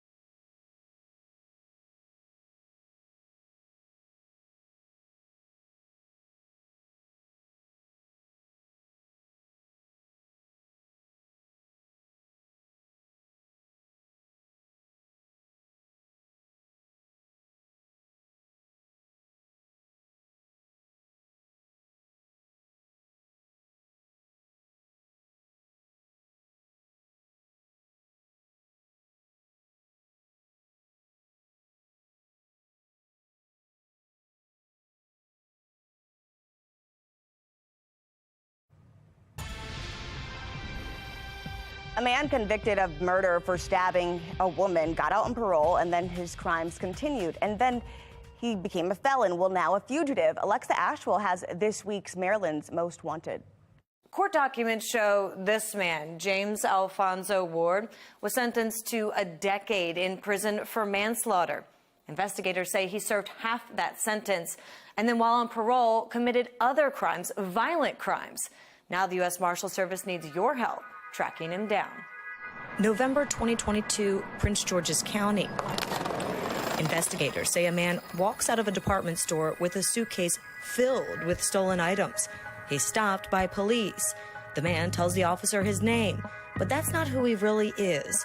The officer face to face with a wanted man on parole for a violent killing. He's given not a second but a third chance. The fugitive, identified as James Alfonso Ward, his trouble with the law dating back a decade. In 2013, investigators said Ward forced his way into a woman's home in Upper Marlboro and stabbed her to death. The first-degree murder charge reduced to manslaughter, and Ward sentenced to 10 years in prison, a sentence he only serves half of. In this case, he was actually released on parole, and he was given an opportunity to reintegrate into society, given a second chance. The year, now 2018. For the most part, Ward stays out of trouble. until 2022. Investigators say Ward assaults another woman. In this court document, the victim detailing the abuse, how Ward started demonstrating strange behaviors and would use drugs. The victim wrote Ward forced his way into my apartment and he smacked my left ear with such force it tore my eardrum. But police unable to track down Ward. Months go by until investigators say Ward's caught rolling stolen items out of a department store. He's arrested, but in 2023 fails to show up to court. Yet another warrant is issued for his arrest. Based upon his history of violence, they requested the assistance of the United States Marshal Service for help.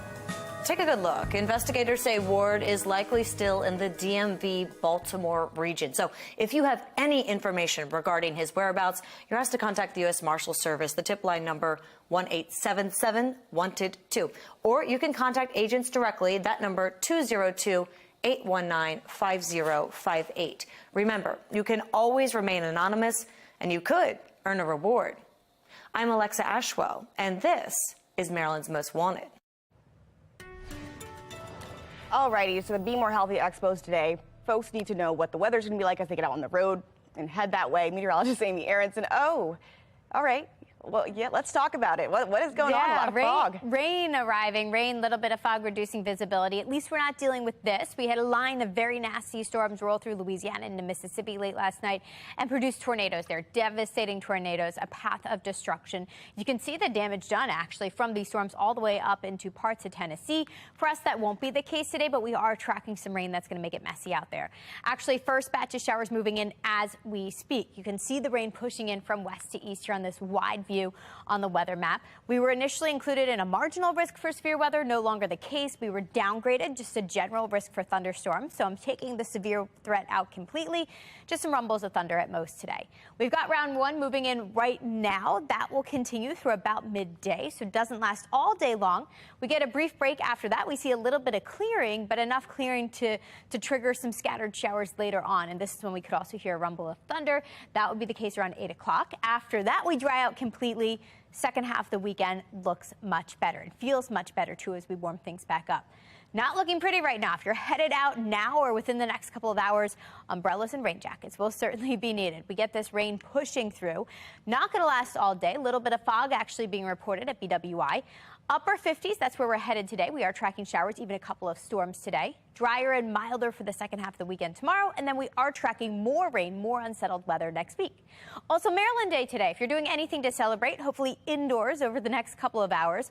First round of showers wraps up around midday. After that, we dry out for the afternoon hours before very spotty showers develop this evening to close things out. So it's not going to be a washout of a night. I think some rain early on, right around 8 o'clock. After that, we'll be drying out and clearing out. And that leads us into a better day for the second half of the weekend. So drier, milder on Sunday with highs in the mid-60s. More showers show up Monday into Tuesday, though, with highs near normal both days. We briefly dry out midweek with temperatures once again in the upper 50s. And it looks like by week's end, we're close to 60 degrees with more showers to wrap up the work week. Taylor?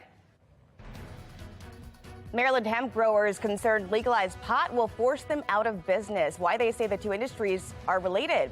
You're watching Fox 45 Morning News, all local, all morning.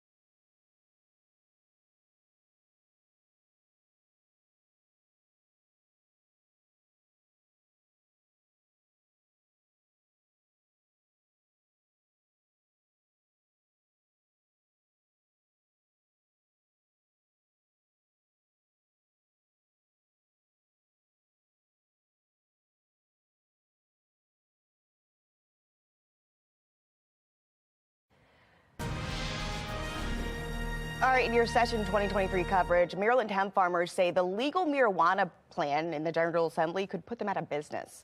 Fox 45's Mackenzie Frost took their concerns to lawmakers. Hemp farmer Levi Sellers has a lot riding on the buds he's growing. My family has devoted their entire retirement. And the hemp he grows turns into various products like Delta 8 and other CBD creams, tinctures, ointments, and others. These products use a different type of THC than what's found in marijuana. There is a big demand for lower potency products that are currently being offered by the hemp industry. Those products can be found in places like Embrace CBD, owned by Nicholas Patrick, who got involved in the hemp world after it was legalized by the 2018 federal farm bill, allowing the budding industry to flourish.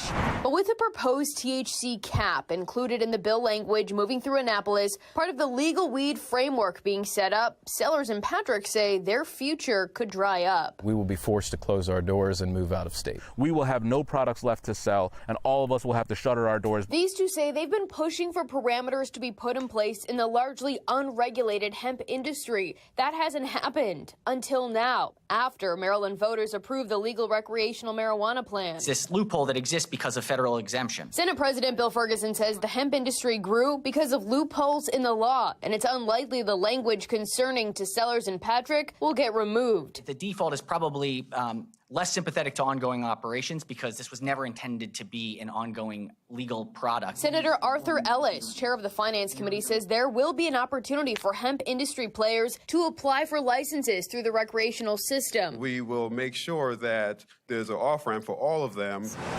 But Patrick says because of the lottery system set up and other requirements, it's unlikely they will get a license in time to keep their doors open. They're cutting us out of our industry. Ferguson also argues the Delta 8 products aren't regulated in a way that can protect public safety. I don't think it was ever anticipated as a product for sale at a retail establishment. But Patrick and Sellers say let it be regulated, require stringent testing to weed out bad actors in the industry, but don't do it in such a way that prevents their products from ever being sold. We're being punished for the actions of bad actors that only entered the marketplace because of the government's inaction. The regulation would look like packaging, labeling, testing requirements for the products, also identifiers or distinguishing marks on packaging. They're taking the industry that we created, handing it to the existing cannabis establishment, and then locking the door behind them. All we're asking for is a seat at the table under this regulation. These four lawmakers, Senators Brian Feldman and Antonio Hayes,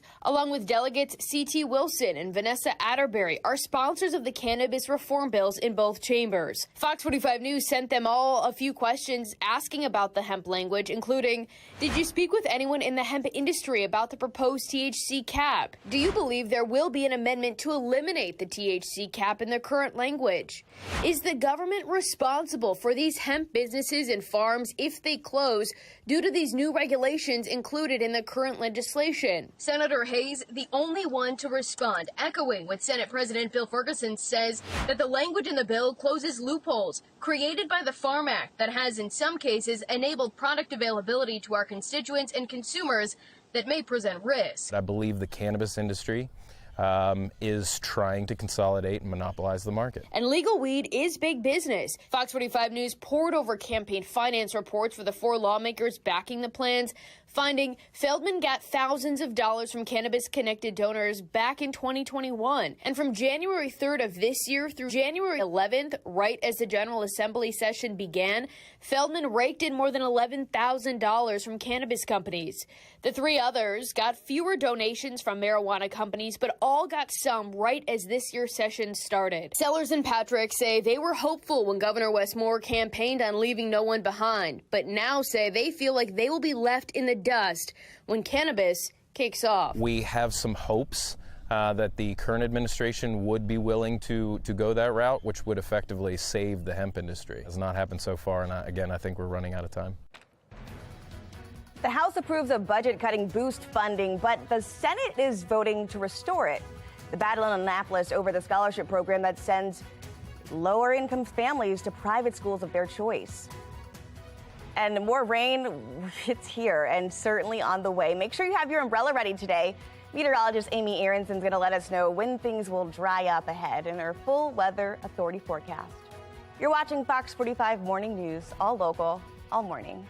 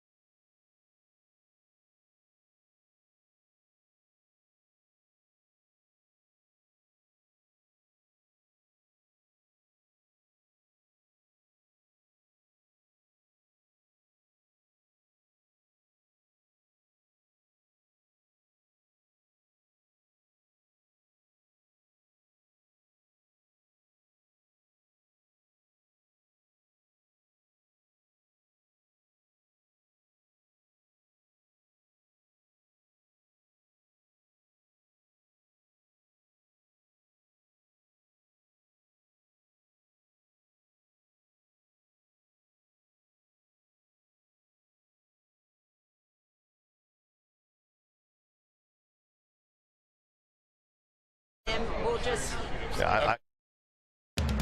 Live from WBFF in Baltimore, this is Fox 45 Morning News.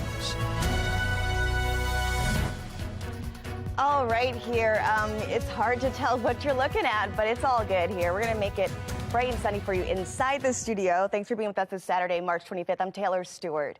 Let's get over your forecast, because that's the real conversation here. Meteorologist Amy Aronson. Yeah, what's up? Not pretty right now, right? The rain has arrived. This is round one of the rain. We're getting it out of the way early on, pushing into Baltimore right now. Not going to last long. You'll notice this chunk of green isn't huge, so it's going to be a couple of hours, and then we'll dry things out this afternoon. So it looks like the rain will last through about midday, so through about lunchtime. After that, we're already saying goodbye to the rain, drying things out. Actually see some brief breaks in the clouds this afternoon. So that's round one, just some heavy rain, maybe a rumble of thunder. I think it's mostly rain. This evening, we could see an isolated strong storm. I think our severe threat's looking lower now. Just don't be shocked if you hear a rumble of thunder. Coming up in 10 minutes, I'll walk you through the timeline for the storms this morning, but also this evening, and let you know what to expect for the rest of the weekend, too. Taylor? All right, elsewhere in your Session 2023 coverage, a measure that aims to cut funding for the Boost program cleared another hurdle in Annapolis. So the House approved deep cuts to the scholarship program for low-income families, but the Senate voted to maintain that funding. Fox 45's Jeff Abel has the latest turn of events. Mighty Maryland students. Mighty Maryland students. In Annapolis, hundreds of students turned up the volume to help support our school in a fight to save their educational future. Many of them rely on public scholarships to pay for their private education. It's very important and special to people that is less fortunate and that need more and more education. To save! Save! But the governor's proposal to slash $2 million from the Boost Scholarship Program has put students in the political crosshairs and politicians in a real tug-of-war. It's really outrageous. We shouldn't be leaving these kids behind and their families behind. That public dollars should not be going to private schools. Public dollars are going towards ensuring that we're building a world-class public school system. The governor eventually wants to phase out the program, providing scholarships to low-income families seeking private education.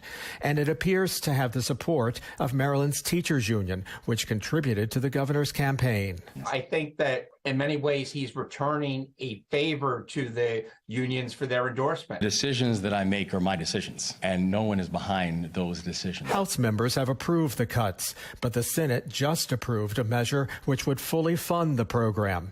As both sides attempt to hammer out their differences, we emailed the governor asking if he had changed his position on the Boost Scholarship program. We also emailed the Maryland State Education Association asking union leaders if they support the program, and if so, should the Boost program be expanded. So far, we've received no replies, but for the hundreds of students who now benefit from Boost, their fates are hanging in the balance. And when we have so many low-income families who are struggling, why should they be limited in their options? I'm so blessed and glad that I have a Boost scholarship. Without that, I don't know where I would be, what school I would be at right now. All right, Governor Moore tells Fox 45 News he's opposed to this funding because he wants to keep tax dollars for public entities. Now, people who oppose this say Maryland and the federal government provide funding for opportunities to private organizations, and in many cases, they're encouraged to apply for grants through the state and sites like this. Now, Governor Moore attended a private school in New York before going to a military academy in Pennsylvania for high school. Community activist PM Smith tells us that the governor shouldn't take away opportunities that he had from other children. The money is critical and essential to elevate inner city kids locked into poor performing schools, giving them an opportunity for a different environment and greater opportunity. It makes no sense to me for a young man who knows the value of education and has benefited from it. It makes no sense to me that he would cut money from such a program. That tells me he's more of a politician than a committed man to the future of children. All right, that brings us to our question of the day. Should the Boost program for lower-income families be fully funded? So far, it went down a bit. 94% of folks who voted say yes, and you can make your voice heard right now. Go to foxbaltimore.com/vote to weigh in. This Fox 45 News segment is sponsored by GBMC. All right, man, today is the Be More Healthy Expo. You don't have to take a day off of work to see your doctor, but now you can get all the services of GBMC Health Partners Primary Care closer to home in Baltimore City. That's right, Dr. James Barron's lead physician at GBMC Health Partners in Jonestown joins us live with more. Good morning to you. Good morning, thanks for having me. Absolutely, so give me a little bit about your role. So right now I'm the lead provider at GBMC at Jonestown. It's GBMC's first venture into Baltimore City. We've been providing great primary care health services for many residents of the city and the county, but now we have our first office downtown in Jonestown, and we're really excited to be a part of the city. Okay, well, welcome to the city. Welcome to the city. And you guys are out there at today's expo. What are you guys highlighting? Yes. So we're highlighting a lot of things. Primary care first. I'm a primary care provider, and prevention is one of the biggest things that we do. And so we're highlighting our advanced primary care site at Jonestown. We're highlighting our SAFE program for folks either victims of sexual assault or domestic violence. It's a completely free program. Patients will never get a bill, so it's a wonderful program we have at GBMC. We have our joint and spine care. We have top-notch orthopedic and joint surgeons and providers, and then also it's Colon Cancer Awareness Month, so our GI team is down here promoting colon cancer screening, which is so important, which so many people need to get, especially since the age has been lowered to 45. It certainly has. We were just talking about this in the newsroom, actually. What would you say to anyone who's afraid to go to the doctor? I mean, this seems like a good way to feel it out. Yeah, it's a good way to feel it out. We always say don't be afraid to come see the doctor. The doctors are there for help, or advanced practitioners, whoever that you see. And it's just so important to start with screening and prevention. And being a primary care doctor, we want to prevent things. We want to prevent the colon cancer. We want to prevent diabetes, prevent hypertension before all those things even start. And even if you do struggle with those diseases, we want to be sure that, you know, we're taking the time to treat you appropriately. We don't want you ending up in the hospital. We don't want you ended up and having a specialist and having some significant complication down the road. So yeah, we're excited to be here, and we're excited to try to get the word out and tell people go see your doctor. Well, it's good to have you out here from Jonestown with us at the Convention Center. Thank you so much, Dr. James Barron, for joining us. No problem. All right. Well, we are going to extend this invite to you another time because if you haven't heard it yet, you're missing out. Today, March 25th, is the Be More Healthy Expo. It's happening at the Convention Center. It starts in literally like 23 minutes. It'll help guide you on your health journey towards living a healthier lifestyle. Stick with us this morning. In 15 minutes, Governor Westmore is going to join Tom Rogers, Kai Jackson. They're there for the opening ceremony, and we'll bring you to it live. And today's Maryland Day, so after the break, we can show you the ways you can celebrate this state in our area. And rain is now falling in Baltimore. I'll let you know how long it lasts today in just a couple of minutes. It's 9:38. You're watching Fox 45 Morning News. Coming up this week on Full Measure, all eyes in the gun control debate on San Jose, California, and a new controversial new law that's now in effect. We'll tell you what it calls for and why other cities and states are watching carefully. For American companies finding themselves short on employees, the value of a college degree isn't what it used to be. How some workplaces are lowering the bar and how it could result in higher standards. And a new international documentary provides shocking revelations about the American scandal known as Fast and Furious, a government operation where federal agents secretly let weapons be trafficked to Mexico's cartels. Beyond the headlines, what was the role of U.S. agencies in the rise of Mexico's biggest drug lord? That's this week on Full Measure.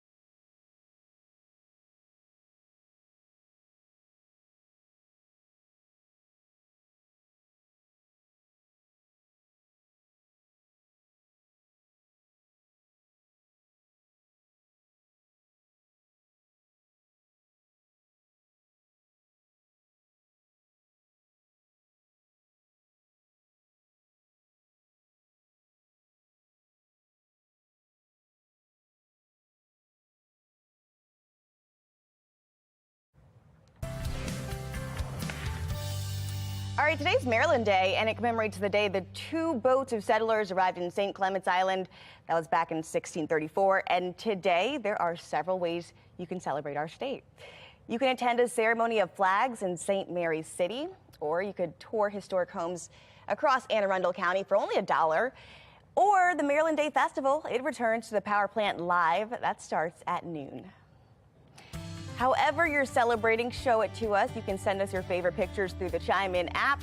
Scan that QR code on your screen. It'll take you right to foxbaltimore.com/chimein. You can upload pictures and videos. It's all powered by Stackpla. And we are just minutes away from the opening ceremony for this year's Be More Healthy Expo. After the break, watch as Governor Westmore joins your favorite Fox 45 talent to cut the ribbon and get the expo started. You're watching Fox 45 Morning News, all local, all morning.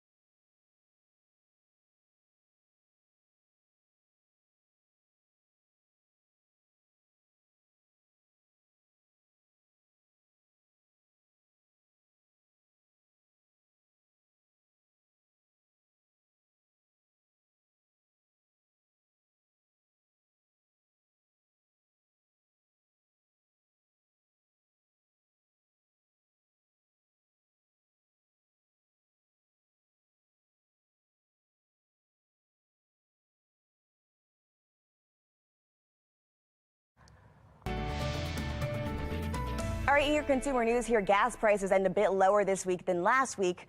According to a national average from AAA, the average cost of a gallon of gas is $3.44. A month ago, gas was a bit lower at $3.39 a gallon. While here in Maryland, AAA is reporting that the average cost of a gallon of gas even lower, $3.30. And spring is here, but Six Flags is already looking ahead to summer.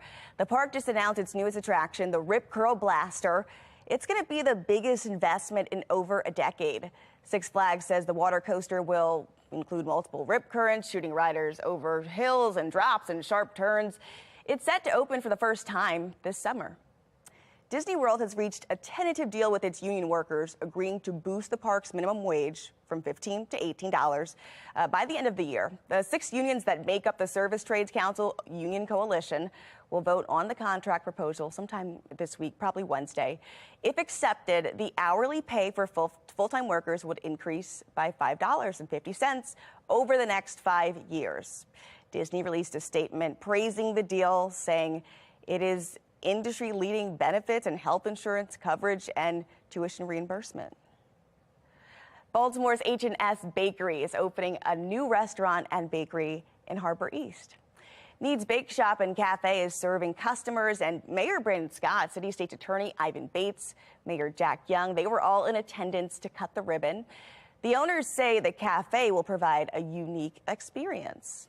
Whether we're hosting inner city kids or hosting a date night for a baking class, how we support the community can end up taking on a lot of different forms. No longer are we going to have to hop on a train to New York to get the New York bakery experience. We built it bigger and better right here in Baltimore.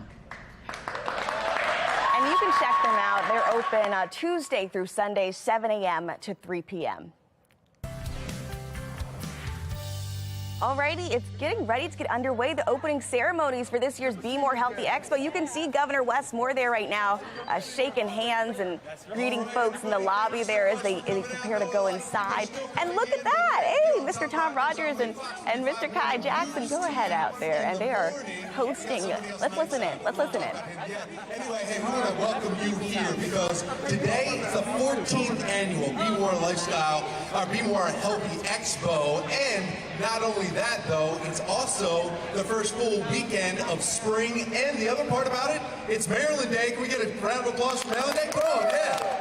Showing your spirit here, too. All right. We've got a whole lot in store for you today. We opened up these doors. There's a whole lot of fun, food, family, friends. We've got music, we've got dancing, we've got finance, a whole lot going on to help you get to your health and wellness goals. Tom, thank you very much. I'm Kai Jackson with Fox 45 News at 4, 5, 6, 10, and 11 o'clock. Baltimore, how are you? Good. Yeah. We're going to introduce him in a second. Please give a hand to your new governor from Maryland, Governor Wes Moore. We are happy that you're here, as Tom said, for the Be More Healthy Lifestyle. No competition between the evening and morning shows. We love each other. Just a little competition. Yeah, we love each other. No, we are. And we never get to see one another because Tom works in the morning and I'm in the evening. But it's great to be here with you today. We've got our general manager, Billy Robbins, here. Give him a hand. He's going to say a few words in a moment. The expo, as always, and Tom was right about this, it's about a lot of things, folks. It's about entertainment, engagement, education, but it's also about health and wellness. We want you to take the opportunity to see all of the vendors that we have here assembled. You can get health screenings, cooking demos, and a lot more. This year, listen to this, 23 free, that's the key, right? Free health screenings, 200 exhibitors, fitness workouts, dance performances. Look at our band here, give them a hand. Rock climbing lessons, expungement clinic, and resources fair, and much more. Now, at this time, I'd like to introduce Billy Robbins, who's the General Manager and Vice President of Fox 45, who's going to extend our welcome. Billy, thank you very much. Thanks, Guy. I appreciate it. Welcome, everybody, again for our 14th year. It's great to have everybody here. I do want to thank our partner for 5 years, GBMC Healthcare, and our other sponsors, presenting sponsors, Johns Hopkins University of Medicine and Nissan. It's so exciting to have you guys here. So exciting to have the governor here. Thanks so much, Governor.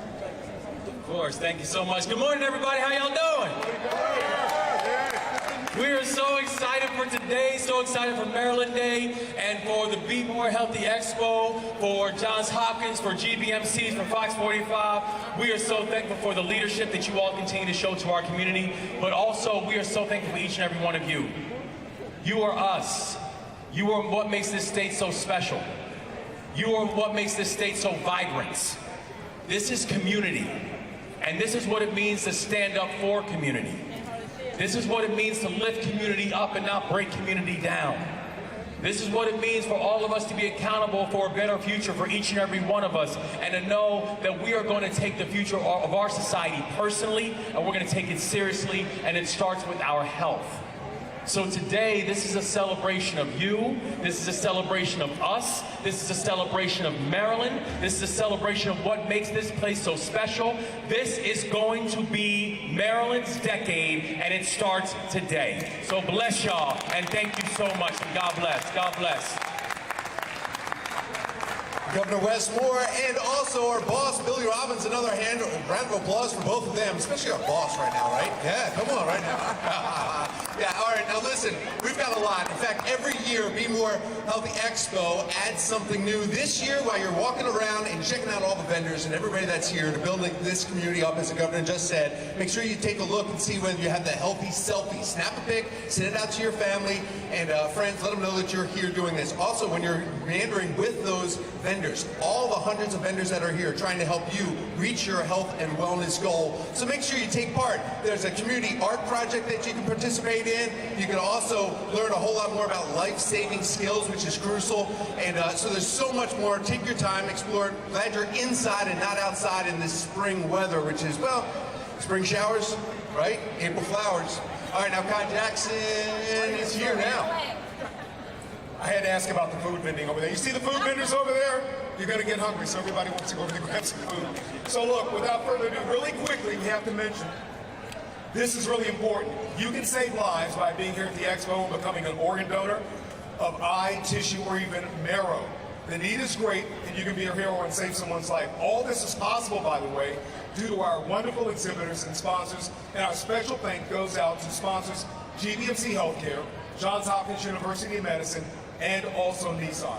And at Tom, I think at this time, we're going to ask the governor whether he and our partners want to join him in cutting the ribbon. Are we ready? Yeah, come on, let's go. Okay, you guys ready? The Be More Healthy Expo is going to start. Should we do a countdown? Yeah, let's do a countdown. Ready? 5, 4, 3, 2, 1. Let the expo begin. Governor, thank you. Partners, thank you.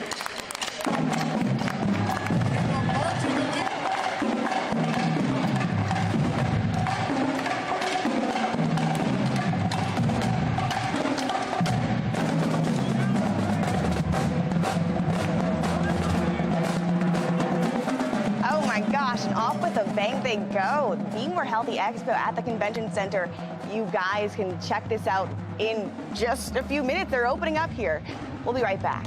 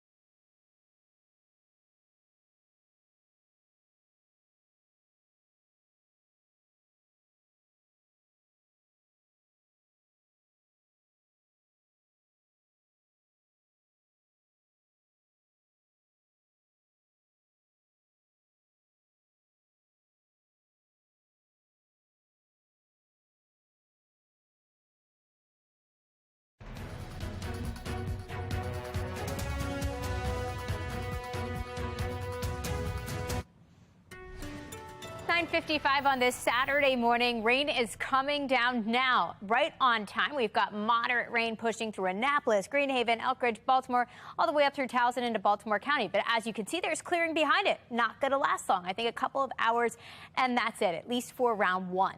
So we are tracking this first round moving out right around midday. After that, we briefly dry things out. It gets mild this afternoon. I don't think quite 70, but I think 60 degrees this afternoon, and then a few scattered showers will follow this evening right around 8 o'clock. But after that, we're going to dry out nicely for the second half of the weekend. Tomorrow looks better for outdoor plans. We've got all sunshine, plus it's going to be nice and mild too, with highs ending up in the mid to upper 60s by the end of the day. So here's how that all plays out. We've got some showers right now, spotty showers this evening. After that, we're drier for the rest of the weekend and warmer. More unsettled weather Monday into Tuesday with some scattered to spotty showers at that point.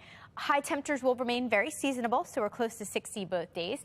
Looks like we'll briefly dry out Wednesday into Thursday with near normal highs in the mid to upper 50s. But then this unsettled week will end with more showers. So plan on showers on Friday with highs close to 60 at that point. Taylor? Certainly looking like April showers, and we're not even there yet. All right. Well, enjoy your day. Maybe spend it at the Be More Healthy Expo or inside or with your loved ones. Just have a great Saturday. All right. See you back here later at Fox 45 at 10 o'clock.